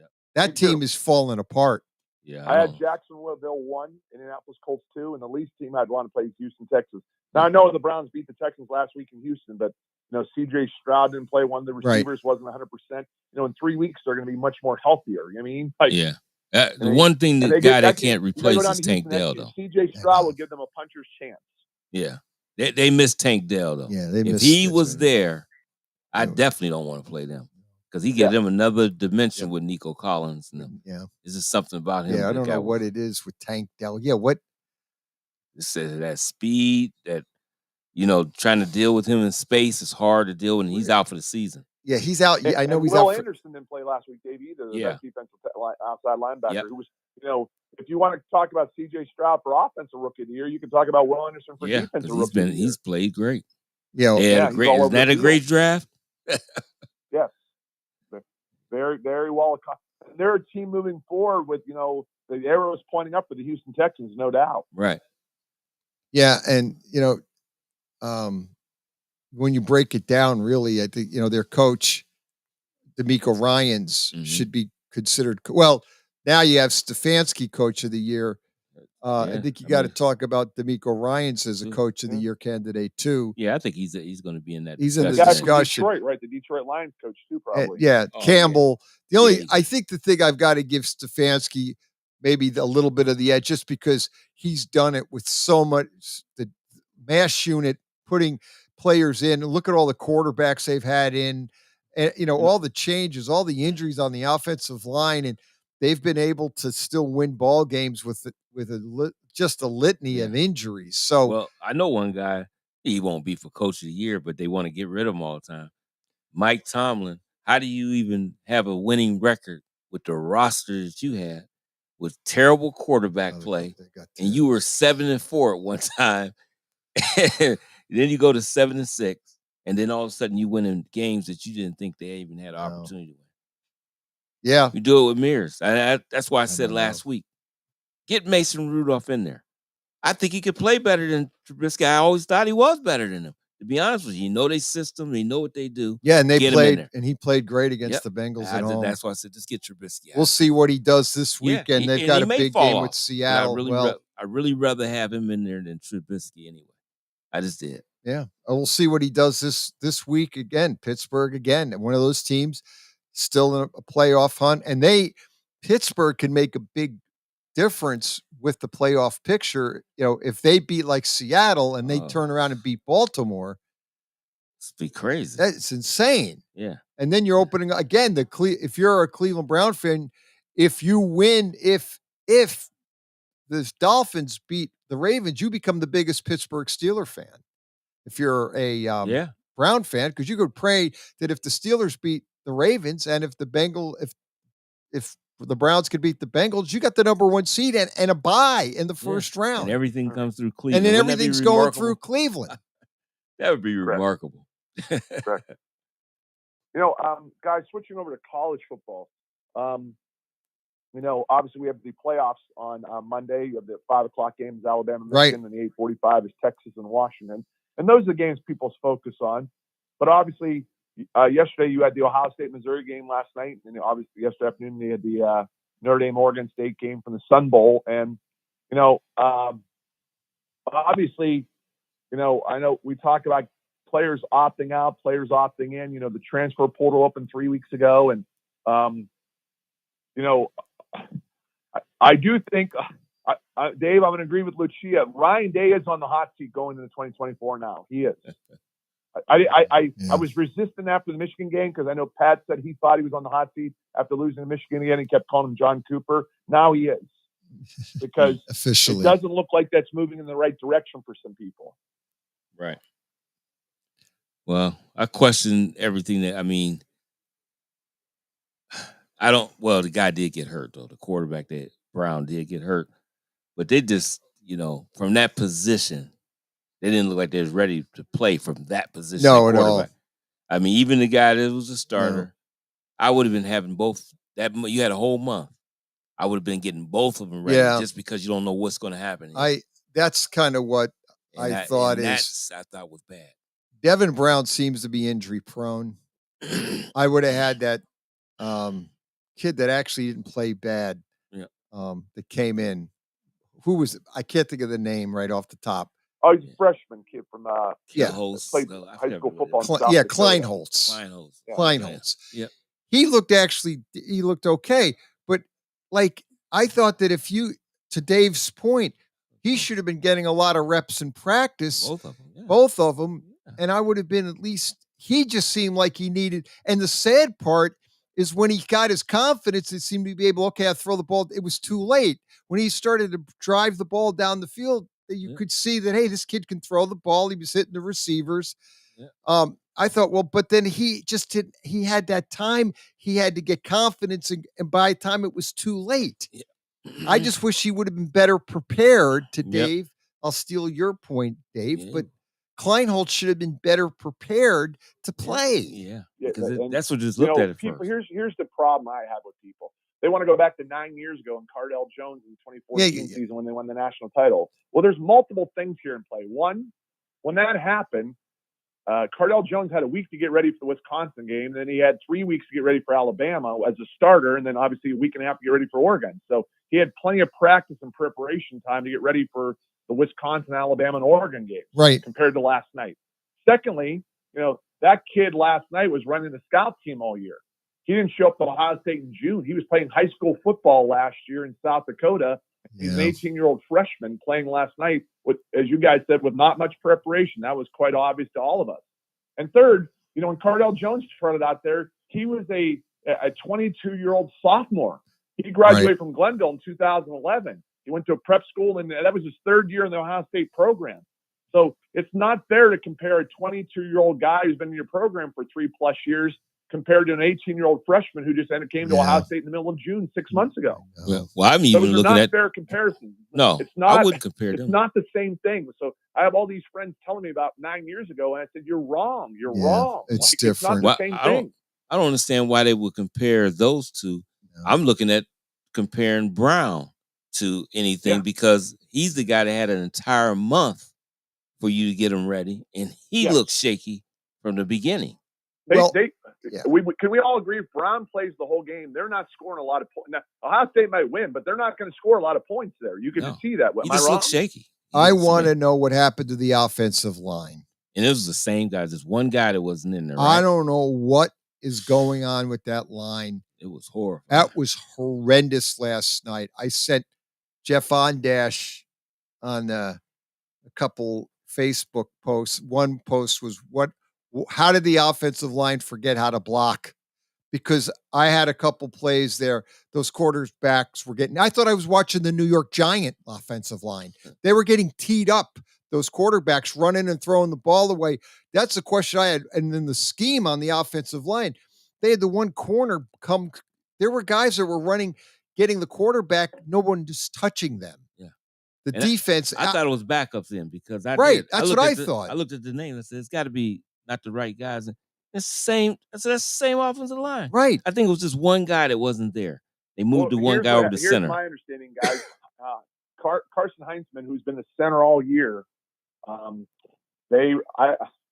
my buddy who helps run our website, he told me that he's had bad practices the last couple of weeks in practice, and he's having mental blocks snapping the ball. Like Steve Sax throwing the ball to first place for the Yankees 30 years ago. What, the regular center? That's what happened to him? Yeah, the regular center. He started all 12 games. And they pulled him out because he was not snapping the ball very well back to the quarterback. It's been a mental thing. It's not a physical thing. It's a mental thing. And having bad practices. So they switched Matt Jones from right guard to center, which he played in high school and he played early in his career. And they made that move about 2 weeks ago. And then they brought a new right guard in who, as Lucia said, struggled the whole night. The right guard and right tackle struggled mightily the whole game. It was brutal. Yeah, that's a fair word. It wouldn't matter who was quarterback because you can't, and maybe this Kleinholz could be their future. Right now, from what I'm not overly impressed with Devin Brown, just what I've seen. He doesn't move. He's a runner. He doesn't throw the ball. Kleinholz can throw the ball. I mean, I think he's, I think he's going to be the guy next year unless he gets a portal guy to come in, which who knows where that's going to lead. But if I was Brown, maybe he needs to go to the portal. I don't know. I'm just saying that what I just saw eye test was if Kleinholz had more snaps in practice, he would have been better prepared. But again, that offensive line was really playing poorly. Yeah. So I don't know how well you could get out of either quarterback. So I don't want to be overcritical of their quarterback play because I really fault that offensive line for missing too many blocks. Now, Dave Clark, question for you, okay? Let's think about this. Now, the portal opened 3 weeks ago, and it closes Tuesday, January 2nd. So you have 4 more days through Tuesday at midnight. Then it opens up back in, I think, May 1st to May 25th, okay? After spring ball ends for everybody. So there's 2 different openings. One, like I said, one opened 3 weeks ago, and then it closes January 2nd. The next one opens May after spring practices. Okay. Looking at the current quarterback situation, like Pat said, are they going to go to the portal? What's going to happen here? You have very, very talented young wide receivers on that roster at Ohio State. If they're looking around right now, and you know and I know they're looking, they care about NFL, and catching passes. Right. They're going to look around and say, you know, should I possibly think of putting my name in the portal now? Right? Yep. That's got to be crossing their minds at least. Oh, I guarantee. Well, because they have to look at the bottom line is they have to look at, are they going to have a quarterback, a quality quarterback who can get me the ball? Correct. Yeah. You're 1,000% correct. There you go. And anyone who thinks they're not thinking that way, you're being naive. I'm not yeah. saying it's going to happen. I'm not predicting it's going to happen. But at least it's crossing their mind saying, hey, I came here to catch passing at the NFL. I have a dear friend, Lucia. I go, your problem, Brian, is you love Ohio State more than some of the players do. They're there to get to the NFL and make money. You're there for the passion. I want my team to win. Yeah. And he gets very passionate about it. Right. But that's the bottom line. There. That's one of their best recruiting tools has been, look, all you got to do is look at our history, and especially just a 5-year window. Look at our receivers that's in the NFL. Yeah. But every time you look at it, they had great people delivering the football to them too. Right. And if you ain't got that, I do believe those guys, what you said, they will be in the portal as fast as possible. They'll be gone. Since Brian Hartline became wide receivers coach 5 or 6 years, they've recruited the wide receiver position just as good as anybody in the country. You know what I mean? Right. Right. Well, right along with USC, the Trojans, you know, with the Oklahoma coach out there. I'm drawing a name blank. But the point is, they're recruiting based upon the fact they're telling kids, we're going to throw the ball 35 times a game every game. You're going to catch passes. That's how they're recruiting. We're a pass-first offense. That's why this whole controversy in late September with Ryan Day and Lou Holtz and what Lou Holtz said on SportsCenter that Ryan Day took offense to. Most of my friends are diehard Ohio State fans like Lucia were saying the exact same thing to me, that we're a soft program. We're not physical. We don't run the ball. We don't play downhill anymore. All Lou Holtz said is what Ohio State fans have been saying on message boards for the last 2 years. He just said it out loud. Right. Yeah, that's right. And Ryan Day took offense to it. Call Ohio State fans this morning and say, was Lou Holtz wrong?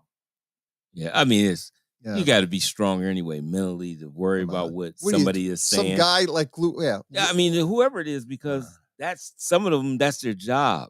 Yeah. That's their job to critique you, and you might not like what they say. That's theory. So you got to be thick-skinned. You can't worry about that. I know. But the thing about it, look at the coincidence when McCord left, went to the transfer portal. There were guys out there that had committed to Ohio State, like the one that went to Oregon. Yeah. He decommitted Ohio State and went to Oregon. Why? Because he don't see any quarterback on the horizon. Hold on, Irish Mike. That's the music coming into the fourth quarter of the Saturday Morning Sports Page. Take a quick timeout. Western Reserve Radio.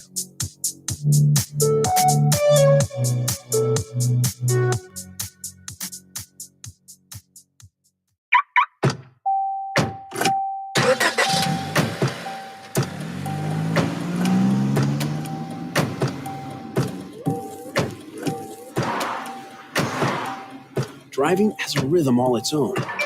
Don't wreck it with a text. Before you get behind the wheel, silence your phone. Or better yet, designate a texter. For more text-free driving tips, visit stoptextstoprex.org. Brought to you by the Ad Council and the National Highway Traffic Safety Administration. Western Reserve Radio is the Valley's online source for sports talk and local live events. Tune in and be a part of their live weekly shows, as well as all of the hard-hitting action of Youngstown Phantoms hockey. high school football, and the GDFL. Find them at westernreserveradio.com. Tune in and the Live 365 app to be a part of the area's sports conversation. Be sure to visit them on Facebook at Western Reserve Radio and on Twitter at WR_radio. During the fall and winter, grilling season never ends, and Gessler Propane is your local supplier that makes sure you get your hard-earned money's worth. Why go to gas exchanges to pay higher prices for tanks not filled to capacity? Gessler Propane makes sure you're prepared for year-round grilling with 100% filled tanks at a reasonable cost. See Bob Monday through Friday, 10 to 4, and Saturday, 9 to 3 at Gessler Propane, 702 Youngstown Poland Road, Struthers, or call 330-755-9119. Gessler Propane. They got gas. If you want to stay on top of your health, one simple thing to do is take the pledge to go and get screened for the cancers that might affect you. So stand up to cancer and take the pledge and get screennow.org. It only takes a minute to take care of yourself, and nothing rhymes with org. Talk to your doctor about your health and screenings that are right for you.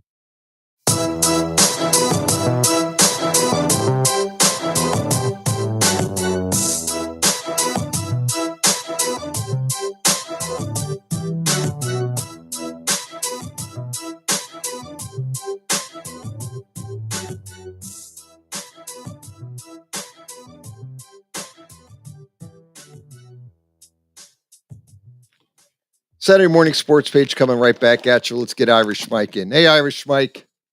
Oh, there you are. Yes, you there? sir. Okay. Yes. We were just talking briefly off air about the USC quarterback threw 6 touchdowns, and everybody from Ohio State's going, how did they do that? Like USC's backup came in, and people were thinking, my God, that guy's just almost as good as Caleb Williams. Some people are saying he looks like he's better, but I'm not going that far. But he came in and blew everybody away. Yeah. But he's a third-year sophomore. He's been in the program 3 years. There you go. I mean, and ready to go. And he's ready to go now.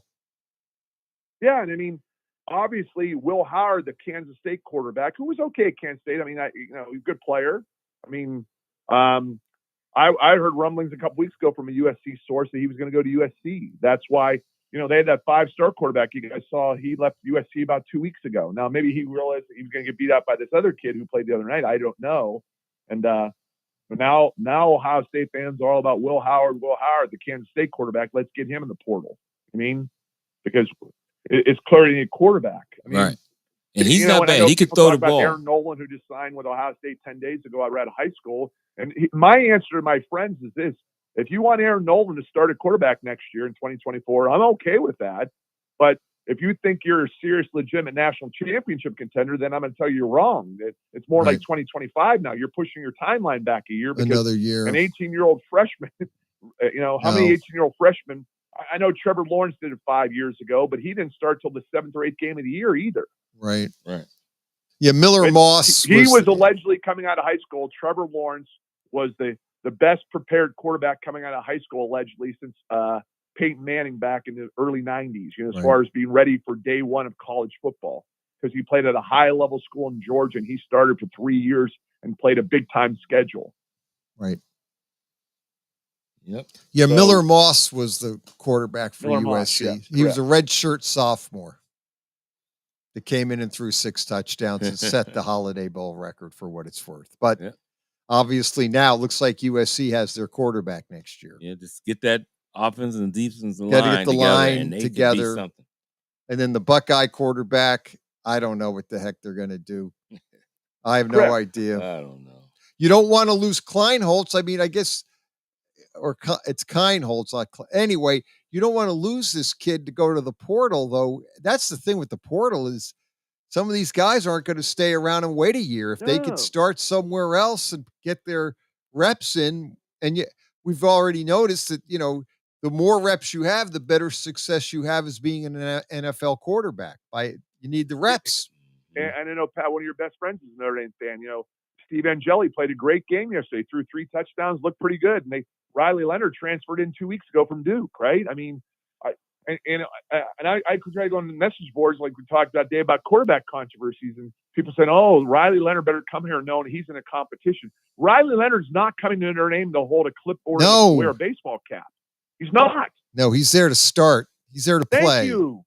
And I'm not saying these guys are promised anything, but they come in with a really good idea of where they stand on the depth chart from very early on. Well, that's why Kyle McCord allegedly left Ohio State, is because he wasn't promised the starting job next year, so he left. Correct. Mm-hmm. He said he'd have quite obvious when he left. I thought when he left, and I texted you that morning at 6:30, I thought they had somebody already lined up to come in. Me too. And that was 3+ weeks ago. Clearly, they didn't have anybody lined up. No, they don't. And clearly, that caught him off guard. Yeah, that, and in retrospect, now looking back at it, yes. That caught Ohio State way off guard. They were not expecting him to transfer. They just thought that he would be back, play the bowl game, and come back and play, next season and be the starter. And, evidently he didn't have a very good conversation with Ryan Day. So he figured, I'm not, Day evidently told him you have to compete for the job. And that's when he's let. Again, this is all allegedly, but we're filling in the blanks there. But bottom line is, yes, Ohio State did not have a quarterback to take his spot because we're still waiting. What's called it was filling the heat. Ryan Day filling the heat. Yeah. To say anything. I wouldn't have said anything to him before. I wouldn't even have got that to a situation where he wanted to leave. I don't know what you're doing. Yeah, I mean, Dave, you could have waited until after the bowl game to have that conversation. Yeah, absolutely. Am I wrong? Yeah, why would you have that? I would have. I would have even told him, if he said, I'm going to start next year. Well, everything looks like we're going that way. I would just left it like that. Play the bowl game, get through that. Then you can have a sit-down discussion. And if he makes it's not as bad, it's not an uproar, you even get a chance to get yourself together to see if I'm going to get anybody from the transfer portal or whatever. You had no move. Hey, Dave, do you remember back in early May of 2018 when Ohio State broke spring practice? Urban Meyer would not name a starter between Dwayne Haskins and Joey Burrow. Do you remember that? Yeah. He said, I'm not prepared to do that this time. And then 2 weeks later, Burrow announced that he was leaving. LSU. Yeah. Burrow made it easy. Now, I think everybody thought he was going to start Haskins. I think 95% of Ohio State fans believed he had a better spring and he was going to start Haskins. Mm-hmm. And that Burrow and his father, who coached football for 30 years, knew that as well. Right. So, but he wanted, for lack of a better, obviously we didn't have the transfer portal back then, but he was a graduate, so he could transfer and be eligible right away because he had graduated school. Mm-hmm. And graduates been around for the last 10 years, where as long as you have your degree, you can go anywhere you want and not sit. I think that, obviously Urban Meyer, for lack of a better phrase, wanted an insurance policy in case Dwayne Haskins got hurt, or in case Dwayne Haskins wasn't playing as well, that they could put Joey Burrow in the game.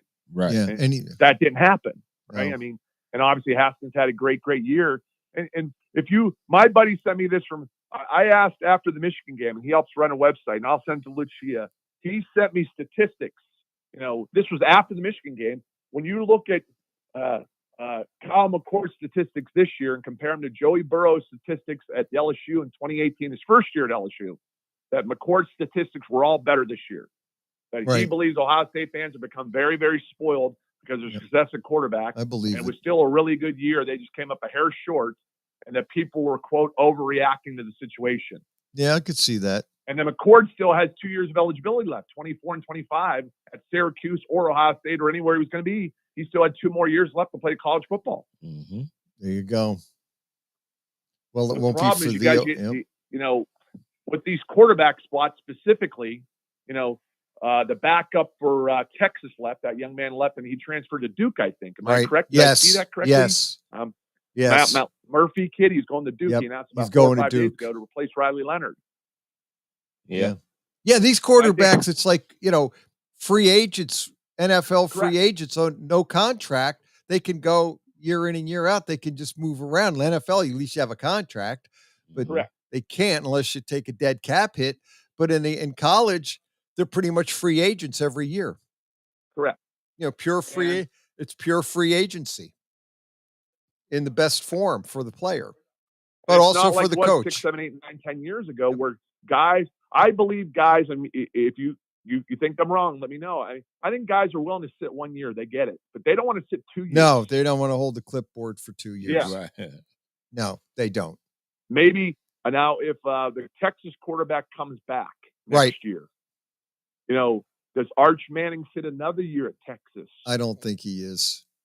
I think he'll want to move. Yeah. And maybe that's what Ohio State's waiting for.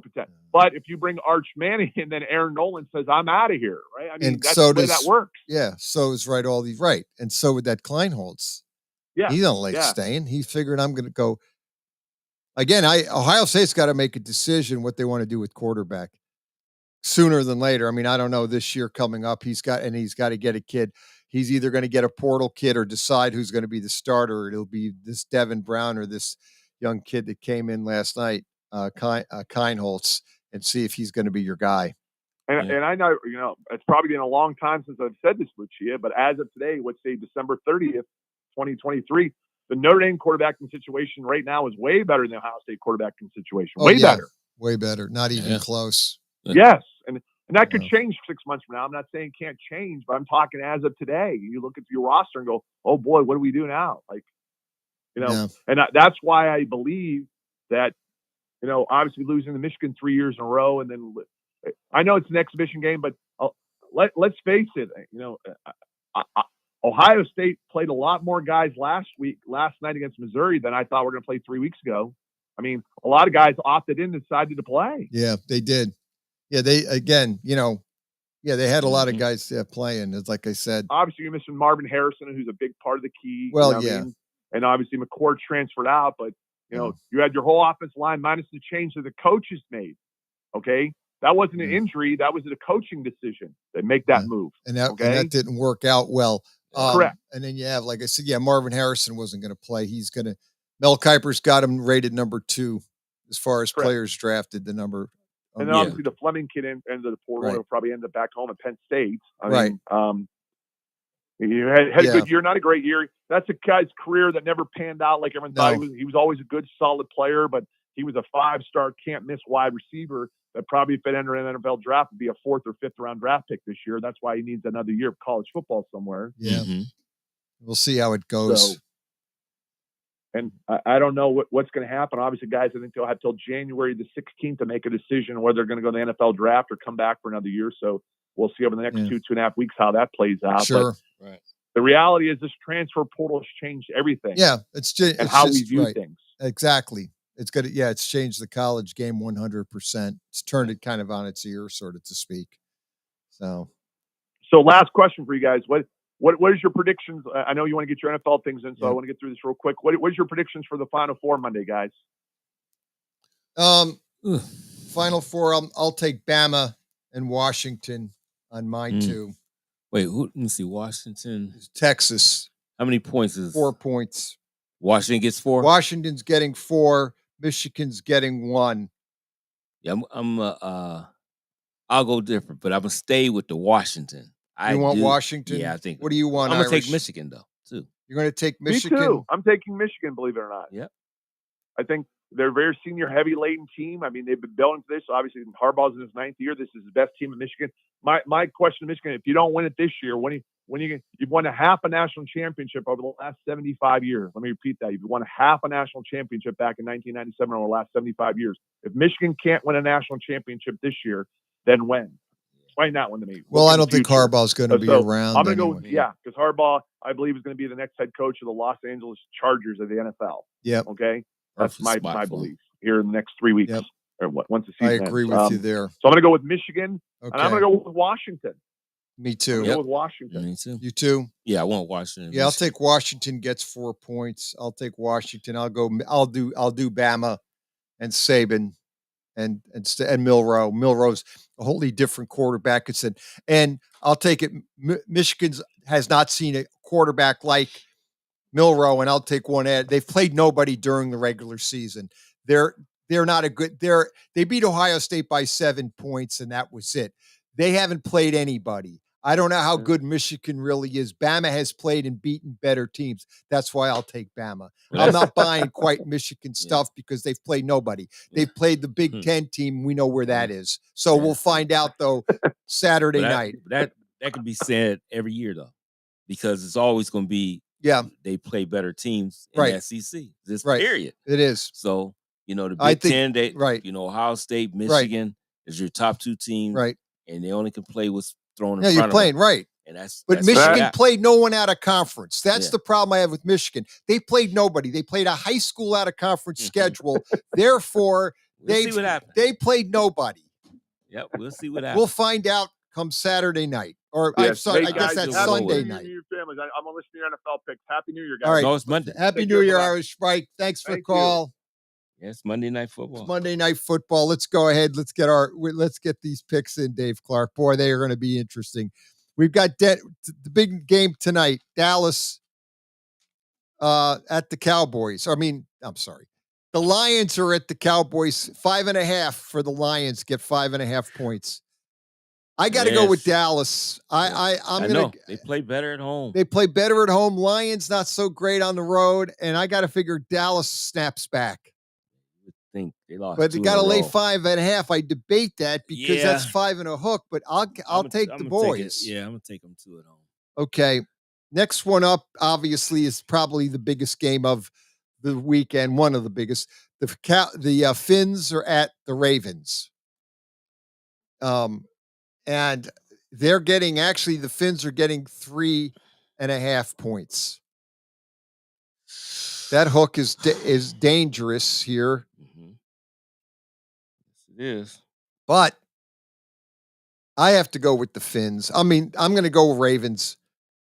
I lost last week bad. It's a hard one. I will take the Ravens and lay the 3 and a hook.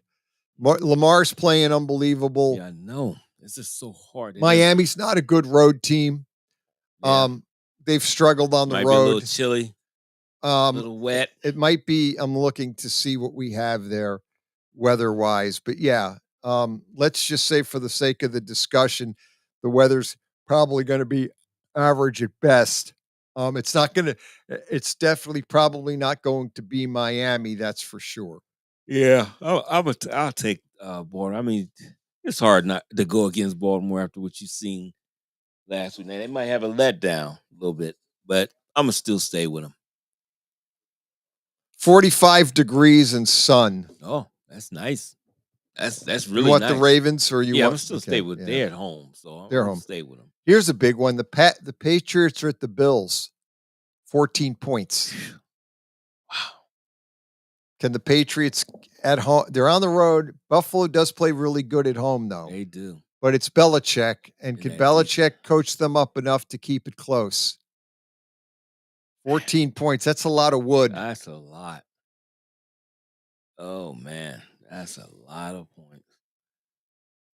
They can't put any points on the board. But they can't score. If they get 10 points, they're going to be I'm lucky. still thinking Buffalo can score 24. Right. So I'm gonna have to. That's hard. I'm gonna have to take Buffalo at home. Right. Yeah, I went back and forth on this one a lot. Buffalo has a hard time covering the spread, big spreads. They didn't do it against last week against the Charger against they didn't do it against the Chargers. Mm-hmm. They won by a point. They were but that was a road game. Right. This is home.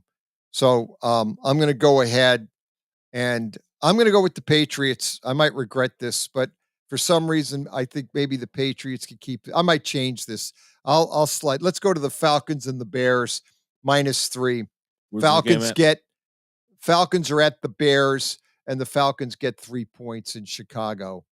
And how bad is the weather going to be? Well, it's going to be Chicago, so the weather's 37 degrees actually in sun. So it's not going to be ugly, but it's going to be cold. 30 for a dome team. And the Bears won last week, beating the Cardinals 27-16. Falcons surprised everybody, beat the Colts 29-10 and dominated them. Yeah, I know. So I can't figure out. I cannot figure out the Falcons. Big game, 7. They're 7-8. Bears are out of it pretty much, 6-9. But the Bears. How many points they giving Atlanta? 3 and a. Got a hook on it? No hook. Flat 3. So you like the Bear? I don't know about this one, but I'm gonna go with the Bears. Me too. I'm going to take the Bears at home. Let's go the Titans at the Texans. Stroud is back for the Texans. He will play. The Titans lost last week to Seattle 2017. Texans with no Stroud lost to the Browns 36-22. 4 points. Titans get 4 points down in Texas. Yeah. So Stroud is back. Levis is back. Levis is back. I'm going to take the Texans and lay the points. Yeah. I mean, tough too. Titans is a tricky team. They're a hard team to play. See, they and the Falcons are the teams I can't figure those two out. Because they are just kind of a. And then they would love to show just the old Houston Oilers. So yep. I don't. This is tough. I'll just go with Houston, Texas with CJ Stroud. I think they should win it. It's 4 points or 4 points. Yeah, I'll try it. You lose on a field goal, but. Yeah, I'll try it. Texans? Yeah. All right. Let's move on to the Raiders or at the Colts. 3 and a hook. Raiders on the road getting 3 and a hook in a dome. So obviously no weather. They both need this game. Colts are 8-7. Raiders 7-8. Yeah, I'm taking the Raiders. Raiders coming east. Yep. Always kind of a problem. Early game too. Early game. 1 o'clock. 3 and a hook though. Could that be?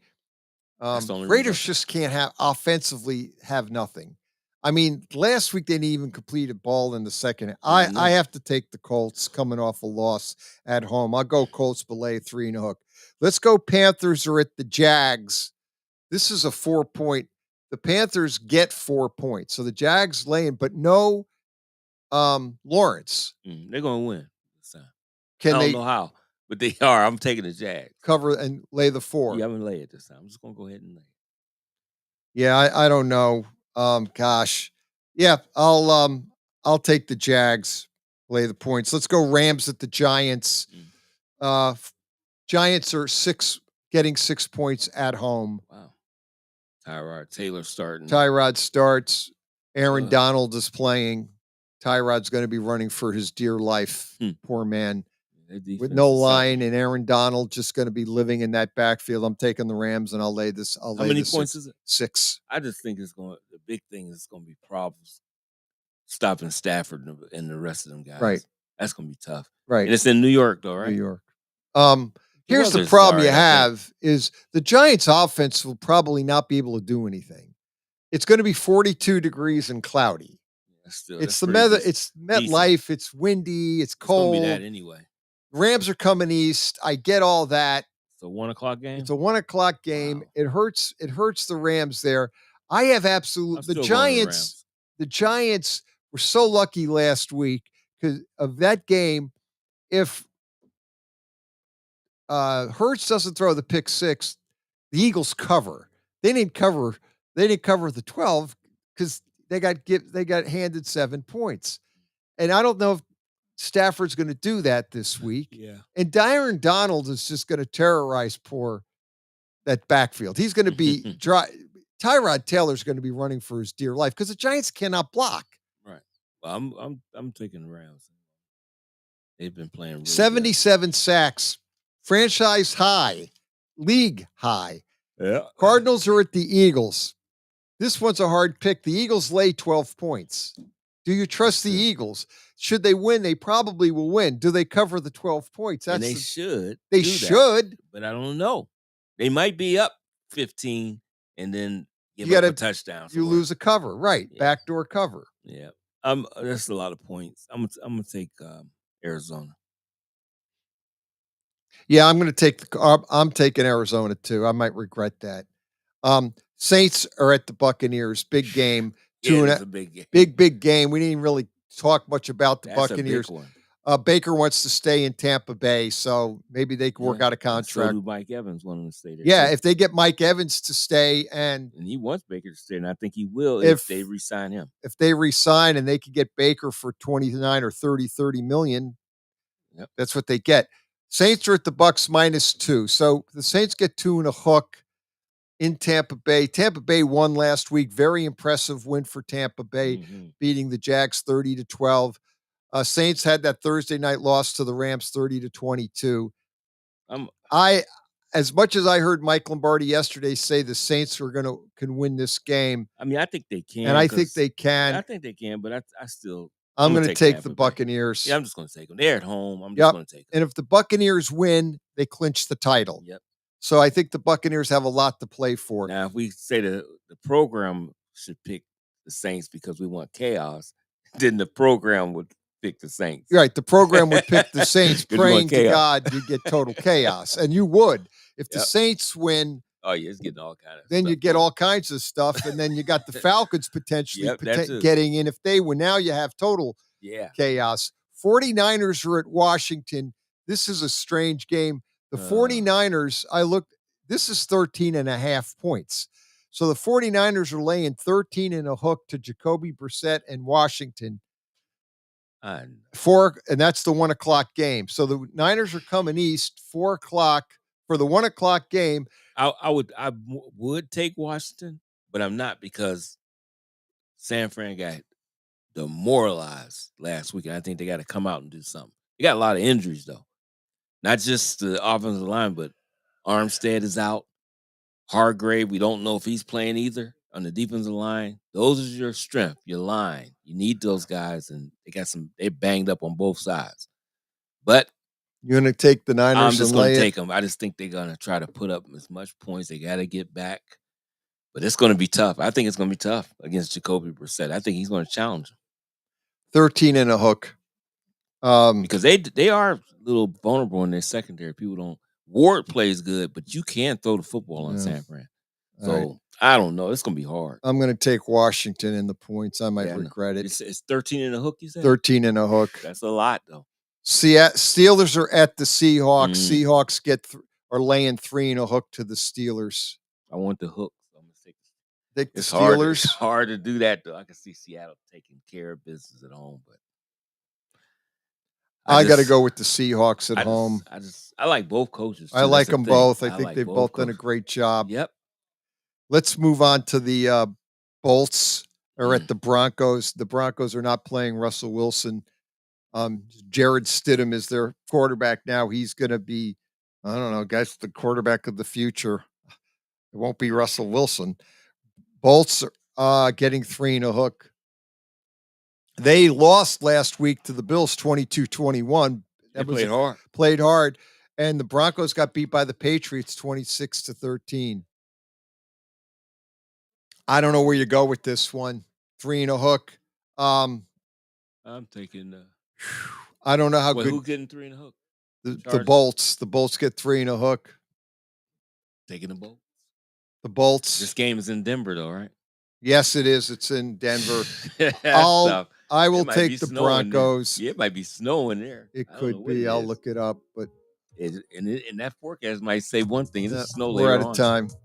We'll do the other. The Bengals are at the Chiefs and the Packers at the Vikings. What's the Bengals? Yeah, Bengals at the Chiefs, -6.5. Chiefs.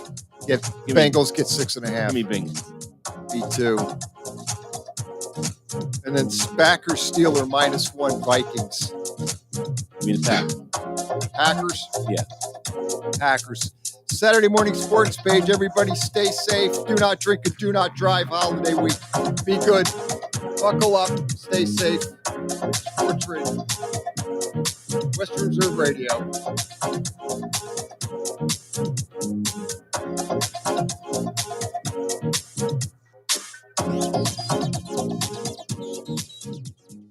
You're listening to Western Reserve Radio, WRDB, The Scourge, a part of the Sports Map Radio Network. Hamilton was adopted from a rescue in 2008. He really likes to be around people. I get out my mat and I'm doing a downward dog and he's underneath. He's quite the pug about town. He gets invited to a lot of parties. He knows he's a pretty big deal. Look at this little face. How could you not love him? Hamilton the Pug, Instagram star and shelter pet. Amazing adoption stories start in shelters. Visit theshelterpetproject.org to find a pet near you. Brought to you by Maddie's Fund, the Humane Society of the United States, and the Ad Council. You make sure his toys don't have any sharp edges. You taught her what to do when the smoke alarm goes off. You do so much to keep your child safe, but are you using the right car seat for your child? Car crashes are a leading killer of children ages 1 to 13. Protect your child's future at every stage of life. For information on the right seat for your child, visit safercar.gov/the right seat. A message from the National Highway Traffic Safety Administration and the Ad Council. So you see, son, good manners are important. Should I go through it again? Yes. Yes, please. Yes, please. Exactly. Always say please, thank you, you're welcome, and excuse me. Sit up straight, hold doors open, don't speak with your mouth full, keep your elbows off the table. Share your things, play nice, and generally treat others the way you'd like to be treated. Got it? Got it. And stop picking your nose. Most parenting is hard to do in just 2 minutes. But 2 minutes twice a day making sure they brush their teeth is easier, and it could help save them from a lifetime of tooth pain. Visit 2min2x.org to find out more. A message from the Partnership for Healthy Mouths, Healthy Lives, and the Ad Council. I'm a retired school psychologist, and helping people was my thing. After my stroke, when Meals on Wheels started, I was on the other end of the stick, so to speak. My name is Julius Gaines, creative writer, poet, photographer. 1 in 6 seniors faces the threat of hunger, and millions more live in isolation. Drop off a hot meal and say a quick hello. Volunteer for Meals on Wheels by donating your lunch break at americaletsdolunch.org. This message brought to you by Meals on Wheels America and the Ad Council. Mahoning Valley's leader for golf, Milk Creek Golf Course, is now booking tee times for 2024. We offer stay and play opportunities available with 9 area hotel partners. For more information, visit our website at millcreekmetroparks.org. Also, look for new, exciting opportunities coming soon, including an indoor player development center with Trackman, an indoor Callaway Club Fitting Center, and an Odyssey Fitting Studio in 2024. Follow us on Facebook at Milk Creek Golf Course or call 330-740-7112. WWE superstar Alberto Del Rio. Take 1. Behold the angry giant. Try it again, Alberto. Behold the angry giant. Perfect. Good luck tonight. Behold the angry giant. Yay! Read me another one, Dad. This is WWE superstar Alberto Del Rio. It only takes a moment to make a moment. Take time to be a dad today. Visit fatherhood.gov, brought to you by the U.S. Department of Health and Human Services and the Ad Council. Okay, what are you wearing right now? Nothing. That's right. So mommy's going to teach you how to dress yourself. Underwear always comes first, name tag at the back, then pants, then shirt. Get the first button in the right hole or you have to start all over. Socks going first, then shoes right on right, left on left. With shoelaces, just take the ends, cross them over, switch the loops. The rabbit goes down the hole, pull tight, and you're left with bunny ears. Got it? Why are your pants on your head? Most parenting is hard to do in just 2 minutes. But 2 minutes twice a day making sure they brush their teeth is easier, and it could help save them from a lifetime of tooth pain. Visit 2min2x.org to find out more. A message from the Partnership for Healthy Mouths, Healthy Lives, and the Ad Council. This message is for all of you sitting in the passenger seat. And apologies if it gets a little uncomfortable, but how does it feel to be at the mercy of someone who thinks a random text is more important than your life? Someone who takes their eyes off the road while speeding along in a 3-ton hunk of steel. Freaky, right? Well, why not just ask them to stop? Or better yet, volunteer to text for them. It might be a little awkward, but believe me, you'll live. Learn more at stoptextstoprex.org. Brought to you by the Ad Council and the National Highway Traffic Safety Administration. We are live outside the home of Joe and Rosie Goddard, where a pretty big tickle fight broke out just minutes ago. Sources say their father instigated the laughter. Let's go inside for a comment. Apparently, they have no comment. Dads, let this be a reminder that it only takes a moment to make a moment. Call 877-4DAD-411 or visit fatherhood.gov. Brought to you by the U.S. Department of Health and Human Services and the Ad Council. How's it going? I'm having a stroke. Are you going to shake my hand? I'm having a stroke. Wow, you're not even moving your arm. I'm having a stroke. When someone is having a stroke, they may not be able to say it with words, but their body language will tell you loud and clear. Look for FAST. F, face drooping. A, arm weakness. S, speech difficulty. T, time to call 911 immediately. Know the sudden signs. Spot a stroke fast. Visit strokeassociation.org. Brought to you by the American Stroke Association and the Ad Council. Miss an episode of By All Means, and you can miss a lot. To the radio play-by-play voice and our buddy back from here at Youngstown, it is the voice Fitz. Everett Fitzhugh. My friend, how are you? Man, it feels good to hear your voice again, Mark. Everything's going well, and definitely excited to be back on the airwaves briefly for here in Youngstown. By All Means, Tuesdays at 5, right here on Western Reserve Radio and streaming live on westernreserveradio.com. This is Matt Lipsack, the voice of the Youngstown Phantoms, and your home for Phantoms hockey is Western Reserve Radio. just becomes real problematic. And is in 2021, he was averaged 7 point. Well, actually, it started after the 19 season, right? He went down to 7.5, then he went to 7.3, and now he's at 6.9. I mean, it's like Derek Carr. You can't win when you don't throw it down the field. Now, Carr's different. Carr's kind of, he makes it harder for the fans because you look at his numbers and his stats and his yards per attempt has gone up, but most of those are in the fourth quarter when the game's over. Yeah, we got to get the fourth quarter yards per attempt stats out there for Derek Carr. Last thing here on this Broncos thing before we get to the line of the week, which this game, Chargers-Broncos, is your line of the week. Sean Payton was asked about the conversations. He said that he was not privy to any conversations regarding Russell Wilson's contract or anything. Is that even possible for Payton to not be privy? No, it's not possible, but he wants, but remember, Sean's the coach. So the coach wants to keep out of the contracts, right? Yeah. And so, we know Sean has all the authority, so they wouldn't have gone to Russell and said, we're going to try to get an injury guarantee taken away from Russell without Sean's approval. Yeah. Because how are you threatening Sean? How are you threatening Russell to not start if the coach doesn't know about it? I mean, come on. Yeah. Come on. I mean, if you're Sean and you give that answer, you don't look very smart. Like, yeah, just stand there and say, yeah, look, this is something we thought about. We had to go long-term planning. I don't handle the negotiations, but I do handle the team. And for the best interest of the future of the team, this was something we felt we had to do. Boom, move on. But to pretend you're not involved, come on. Yeah. Please stop. Yeah. It's like who you lying to? Like, you know what I mean? Like, I don't understand. It's like, why even lie about that when we all know what happened there? There's no way they're going to go to Russ, like you mentioned, without Sean Payton's blessing, at least. So this is your line of the week, though. Cause they think they can fool people. I mean, that's the thing is you just think, nobody asks a second question. I mean, if somebody would have said, Sean, look, how are you going to bench Russell and threaten to bench Russell if you don't know about it? It's a fair question to ask, and I would have loved to see him have to answer it because it was ridiculous that he said it. But I guess people just imply that, all right, everybody knows that he knew about this. Why even ask? But it'd been funny to see him have to answer that. You think though that the market is overreacting to Russ to Stidham here? I agree with you. I laid 3 when this got down to the bottom. Like I was like, I don't understand why this is down all the way to 3. It's 3.5 now. I still think 3.5 is a solid bet to make. Michael, do you agree with that one? I do. I mean, I think Denver needs to win the game. I think Denver wants to prove they're still in this. They've got a ray of hope. It's just barely a ray. They've got to play better at home. They need to start playing a little bit better at home than they did. They lost the last home game. I think that they'll move the football on the Chargers. They can, when they can run the ball, they can be effective. But look, this team's really good on third down. The Broncos are good on third down defense. They can pressure the passer, and they create turnovers. Now, why have they lost 3 games out of the last 4? Can I tell you why? Because in those 3 games, they've only forced 3 turnovers. See, this defense has to turn the ball over. And, the one game that they did win was the Charger game, 24-7. And, that was one of those where – that was the end of that. But think about it. They beat the Chargers 24-7. The Chargers really didn't play hard. Chargers turned the ball over twice in that game. That was the Herbert got hurt game. Yep. And the team went south. I find it hard to believe that now all of a sudden you got a 3-point game. Look, I don't think the Chargers are going to lay down. They seem like they played hard last week. I just think Denver's going to raise their level of play.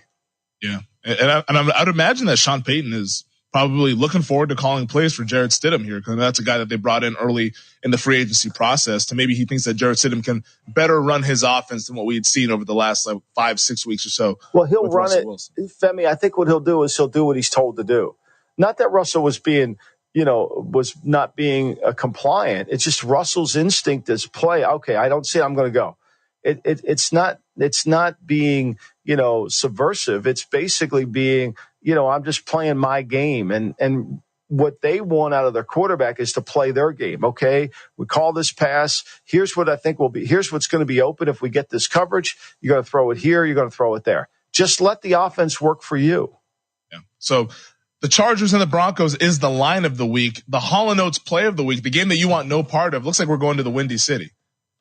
Do you want a part of this one? Do you really want a part of, Taylor Heineke on the road, Justin Fields without his two best receivers, we don't know if DJ Moore, he had a high ankle sprain last week, and now we're not even sure. Now they're saying he could play. I mean, we throw this high ankle sprain around like it's no big deal, right? And Moody's definitely not playing. He's out, right?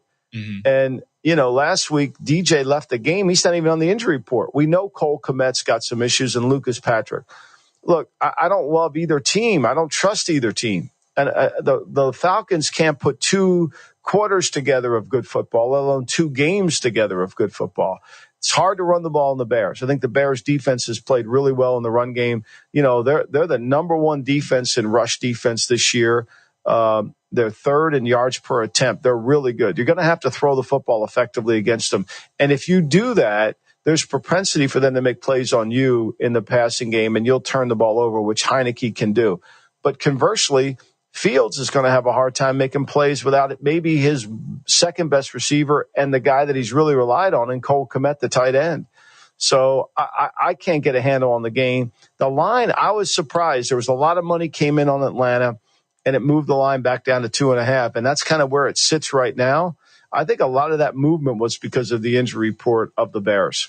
All right. Well, the Falcons-Bears is the official Hall & Oates play of the week for Week 17. I can't go for that. No can do. Could I interest you in a teaser? Tease Atlanta up to 8.5? You can't interest me in either. The hustle and bustle of Christmas is over, and it's time to treat myself for all of my hard work. So, of course, I went to Kohl's. And boy, I'm glad I did, because it's their biggest clearance event of the season. I saved 70% on a cute pair of jeans, a cozy sweater, and some comfy PJs. Yep, going to Kohl's was just what I needed. Now to get back in the holiday spirit for New Year's. Select styles, up to 70% offer ends January 21st. Some exclusions apply. See store or Kohl's.com for details. Drinking and driving will change your whole world.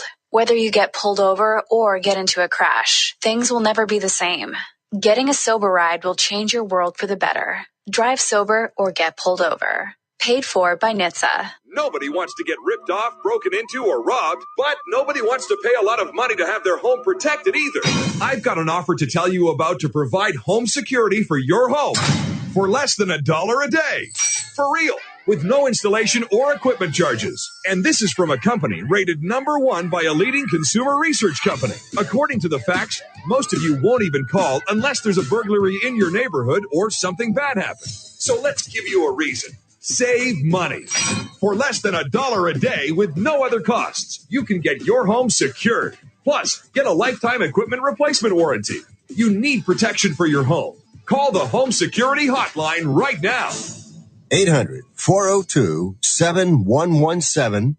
800-402-7117. 800-402-7117. Call right now. That's 800-402-7117. The diehards. There's a lot that think they're the king, you know what. And those shows out there are awful. But I've also been very good at grooming co-hosts to be like really national spectacular talents. And then I sit here in my basement broadcasting live. This is funner. I suck. This is funner. Funner. Is that a word? Funner? You don't even drink. No. The Diehards, weeknights from 8 to 10 Eastern on the Sports Map Radio Network. You're going on a trip, but where are you going to stay? How much will it cost? Well, it'll cost less by booking on besthotelrates.com. Go to besthotelrates.com, enter your email address, and start shopping for your next hotel room. Besthotelrates.com, it's in the name. Imagine learning about radio and being mentored by true radio professionals in real radio stations. Well, actually, you don't have to imagine, because there's Radio Connection. Radio Connection gives you the opportunity to learn one-on-one and be mentored by radio pros. Plus, you don't have to worry about getting into a crazy amount of debt with school tuition either. Radio Connection keeps their tuition at much lower costs. To find out more info, visit radioconnection.com.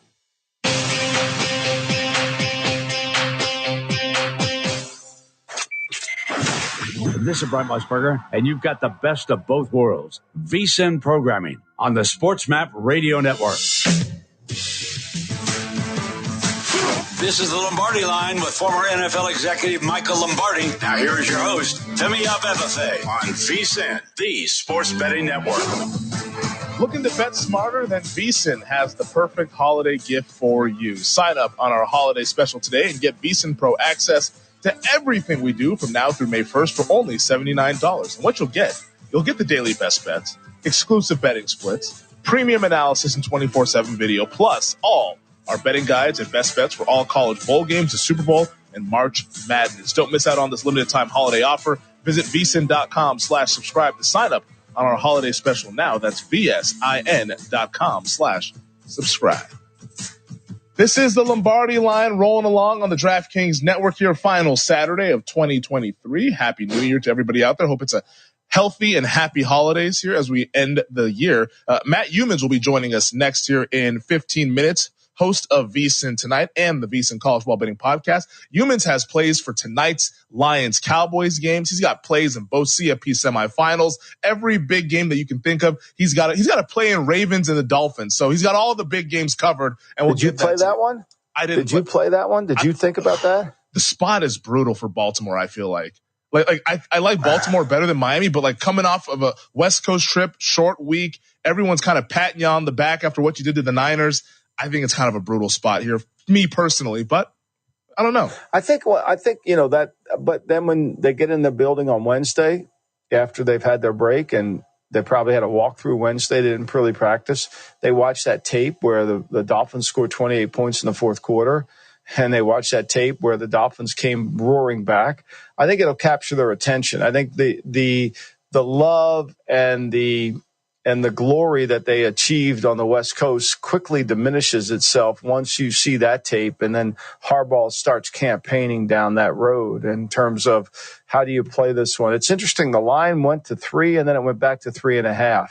Sometimes I think these 3.5 lines are a little bit tricky. I think they're almost like a trap line. They want you to take the 3.5 because they think and then the game ends up not being that close, right? The team that, but this line, when it moves back and forth like this, 3.5 to 3, like the Bears Cleveland game did this too. It went 3.5 to 3. And if you got the 3.5, you covered. If you got the 3, you pushed. I think when you see the line moving back and forth like that, stay away. But when you see it like the Bronco or the Colt line where it stays at 3.5, I think to me that you pick a side that you think is going to win. I don't think the line's going to matter. It's we talked about high ankle sprains in the last segment there about how we're just labeling everything high ankle. It sounds like Jalen Waddle has a legit high ankle sprain. He's already been ruled out for this game. Yeah. I doubt he plays next week either when they host Buffalo. Like this could be like we don't see him till the playoffs, and maybe he even misses a playoff game. If it's a high ankle sprain for a wide receiver, that's never a good sign. No, it's not. But, obviously they're going to keep him out of this game to hopefully get him back sooner. I think if they thought he had a chance or he could push it, I think it's a smart play. Just like I think the Jacksonville decision to just sit down Trevor Lawrence. Like enough is enough. The kid's coming off a concussion. He's got a bad shoulder, got a bad knee. Like at some point, you're not playing well with him. Why not try it without him, right? Yep. How bad could it be? You're playing Carolina that doesn't score a lot of points. And has that line plummeted down or what? I think the opening line was 9 and the look ahead line was 9. Now it's down to 4. Where I'm sitting here at Circa, Michael, it's 3.5. Wow. DraftKings New Jersey has it at 4. Yep. It's just, So, and Carolina has been the team that has really been part of that the last 3 weeks, they've been part of the Saturday, Sunday line movement towards them. And the line moved aggressively towards Carolina last week against the Green Bay here, where I thought for a second we were going to close 3. We ended up closing 3.5. The Panthers were able to come back and cover that number. It did too against New Orleans, Femi. Yeah. Remember the New Orleans game? And look, people took it, but you watch the game and you're like, how did we lose that game? How did we lose? You couldn't have lost that game. So, and they did. The fourth quarter with the punt return, with the punt, block punt and all that stuff cost you the game. But to me, that's the other one. The other game that I think is really interesting is this Ram-Giant game.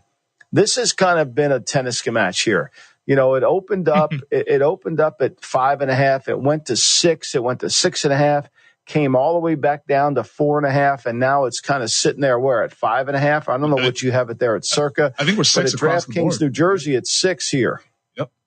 Yeah, we're 6 across the board with this game, and that's the two-way action that all the odds makers typically talk about here, where there's kind of sharp, respected money on both sides of this thing, to where maybe some sharp people took 6.5 and 6, and some other sharp people laid 4.5 and 5, and now we sit here at this number of 6, to where Tyrod Taylor obviously is a clear upgrade over Tommy DeVito from what we saw on Christmas Day, but this Rams team is humming, Michael. Like I don't think I could ever take the 6. I think this would be Rams or pass for me. As of right now, it's 6. I think it's a pass, but the Rams, they got it going.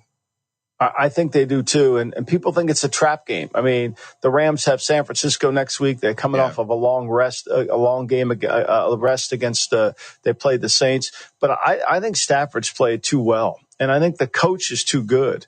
I think they'll game plan well. Now, I do think the Giants have a better chance with Taylor. I mean, at least you have to respect the passing game. You have to respect the offense. With Tommy DeVito, you're basically saying he's not going to beat us with his arm. He wants to run around and hold the ball. When you have a 20% sack percentage, you're holding the ball quite a bit. So I kind of see this one. I mean, to me, that I know a lot of professional people that do this for a living are on the Giants. I just know that. So beware. Wink Martindale, the Giants defensive coordinator, what did you make of his comments about how he thought that Matthew Stafford should be up there with Lamar Jackson in the MVP conversation? I mean, I put him in my top 5. I have been nothing but since he's come back, I've been nothing but impressed with Stafford. I really have. I put him in my top 5 quarterbacks. He's playing at a high level right now.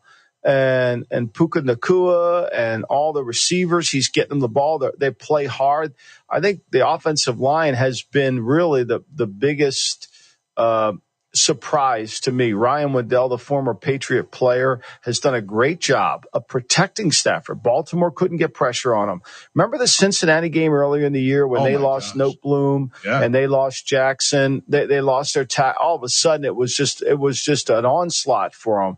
And they've really improved that line. They really have. And I think that's been the case. And when they can run the football on their opponent, like they will be able to run the ball in the Giants, then they're a completely different offense. When you stop the run game with McVay, you've got to be able to stop him from running the football because of all the wide zone he wants to run, the inside tight zone. If you don't stop that, then everything opens up in his passing game.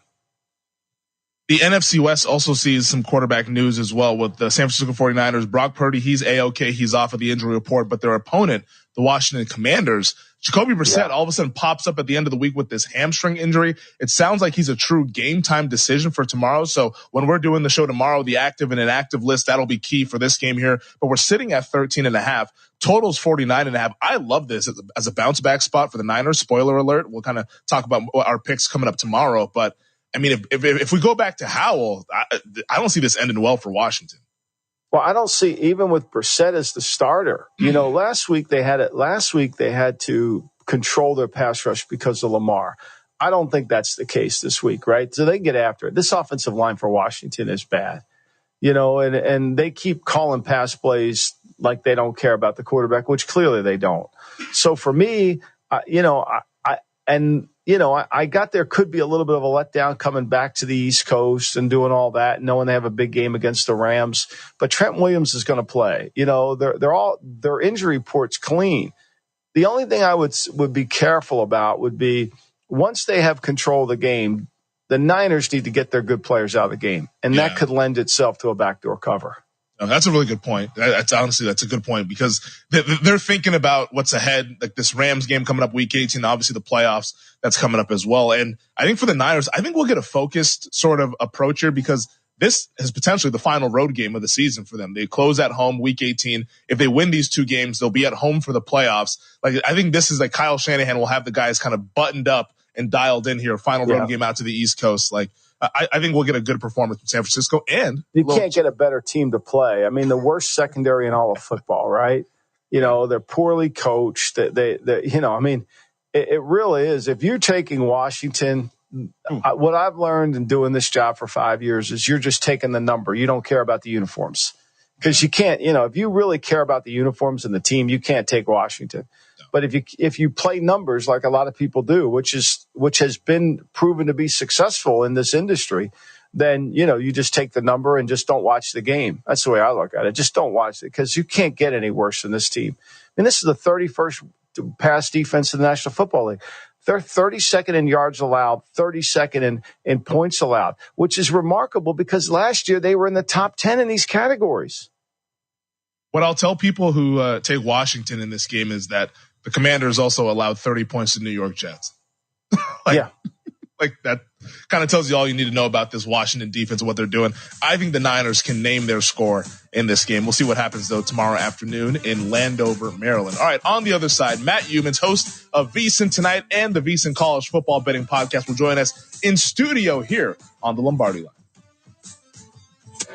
Do you want to learn the secret to becoming a published author in a few easy steps? Here's all it takes with help from Dorrance Publishing. For over 100 years, we've assisted individuals like you to fulfill their dreams of becoming a published author. When you call right now, you'll be assigned your own personal consultant who will help you through the entire book publishing and design process. Then, your book goes into production. It gets promoted, distributed, and finally, made available where books are sold. If you've got a book idea, call Dorrance Publishing right now for a free consultation. We'll help get your great idea out of your head, on paper, printed, and sold. It's a free, easy call. We're trusted by thousands of book authors just like you. So don't wait another day. Call now. 800-847-1362. That's 800-847-1362. 800-487-1362. Wake up call! I didn't know this, but Tom Brady was drafted by the Expos in 1995. Yep. Fun fact, he was their last ever draft pick. Wow! How cool is that? Forget 7 Super Bowl championships. That's how I would introduce myself if I was Tom Brady. I'd be like, I was actually the last ever draft pick by the Montreal Expos. 18th round. That's pretty wild. Wake up call with Tony Z and Ron Colbert. Weekdays from 9 a.m. to 1 p.m. Eastern. Wake up call! Polar Express would definitely be a lot more interesting. Exactly. What's more interesting, that game or that kid on that train that was like, Montezuma, the king of the Aztecs, used to drink 20 quarts of hot chocolate every single day. Used to put in chili powder. Get it? Hot chocolate? One of the things I always loved, and I would love to try to do this, is go down that slide. Oh, yeah. That's awesome. Like a toilet bowl that dropped you into the bag of toys. Yeah, that looked fun. And to hear that little girl sing the song when the northern lights appear. Exactly, right? That's a heart-touching moment. The essence of Polar Express. The elves all look like little gangster alcoholics. They don't look cute. Those elves are kind of especially when he's like worn out. Trust me. Yeah. Trust me. Like, I don't know if I... Kind of scary. You're more troll-like than a cherub little elf. Billy, the poor kid from the other side of the track. Other side of the track. You drop him off. Doesn't even have like a full PJ set. Just wears dad's shirt. Wake up call with Tony Z and Ron Colbert. Weekdays from 9 a.m. to 1 p.m. Eastern. The Die Hards. Jalen Hurts was sick. He had the flu. Is he going to be the next Michael Jordan? Could people please stop comparing anybody to Michael Jordan? Can people stop doing that? Because there's never going to be another Michael Jordan. There's never going to be another flu game. There's never going to be another X of Michael Jordan. I lost $1,000 on the flu game. And of course you did. The Die Hards, weeknights from 8 to 10 Eastern on the Sports Map Radio Network. The Boss and the Gloss with David Gow and Carla Dawson. We have joining us on the Progressive Insurance guest line, Hall of Famer Fred Biletnikoff. For those who may not recall, Fred Biletnikoff went to Florida State. Florida State on the outs after the College Football Selection Committee this weekend. Love to get your thoughts on this very controversial outcome. Listen, let me tell you, people have no idea how hard it is to go undefeated. And I don't care who's on your team, who's playing, whatever, you're still undefeated. I hated them using the situation because of the quarterback getting hurt. They still won games. If it was any other team than Alabama, that committee would have no other choice but Florida State. But they're afraid of Saban and that whole crew. That's the problem. The committee has no guts. They have no guts. It was disgusting. The Boss and the Gloss, Monday nights from 6 to 8 Eastern.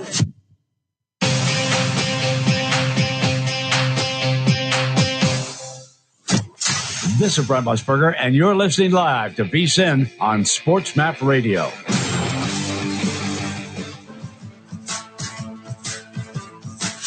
This is the Lombardi Line with former NFL executive Michael Lombardi. Now here is your host, Femi Abebefe on VSiN, the Sports Betting Network.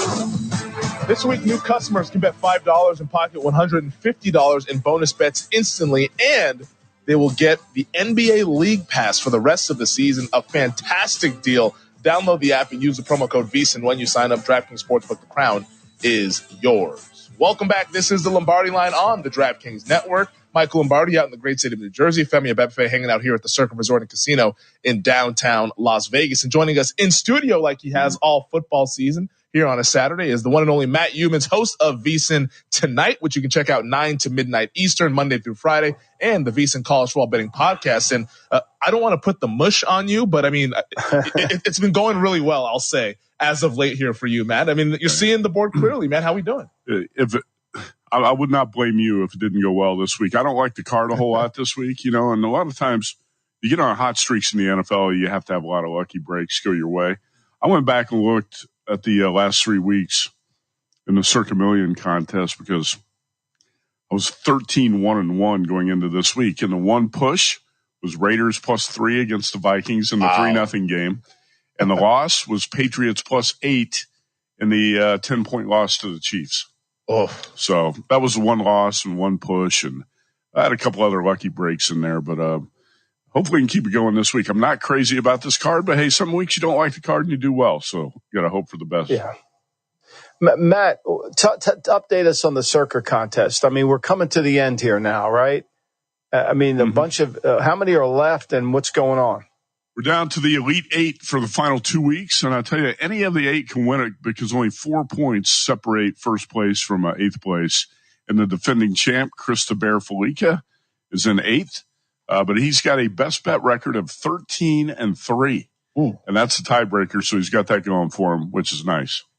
There you go. The Bear maybe trying to defend his title at the Circa Invitational, which we encourage everybody to check out each and every Friday here on VSiN. We're hanging out with Matt Youmans, host of VSiN Tonight and the VSiN College Football Betting Podcast. All right, let's talk tonight's game. Cowboys hosting the Detroit Lions. Dallas coming on back-to-back road losses. The Lions, they had the hat and T-shirt game last week, being able to clinch the division for the first time in 30 years. How do you see this one side right now? Cowboys 5.5 and the total 52.5. Yeah, typically don't play favorites more than 3. But a couple weeks ago on a Saturday night, I laid, I think, 6 with the Lions against the Broncos. Remember that game? What was that? It was 5 or 6, and that was a really good spot for the Lions, and they took care of business. I think the Cowboys are going to do the same. Dallas off the back-to-back road losses to the Bills and the Dolphins. I thought the Cowboys played, reasonably well last week in Miami. You had the fumble at the goal line, a couple of critical mistakes. The Cowboys don't tend to make those mistakes at home. 7-0 at home with an average winning margin of 24.4 points. You got the Lions off their first division clinching win, right, in 30 years. And they're hitting the road. You're probably playing with a little bit less of an edge this week after clinching the division. I think Dallas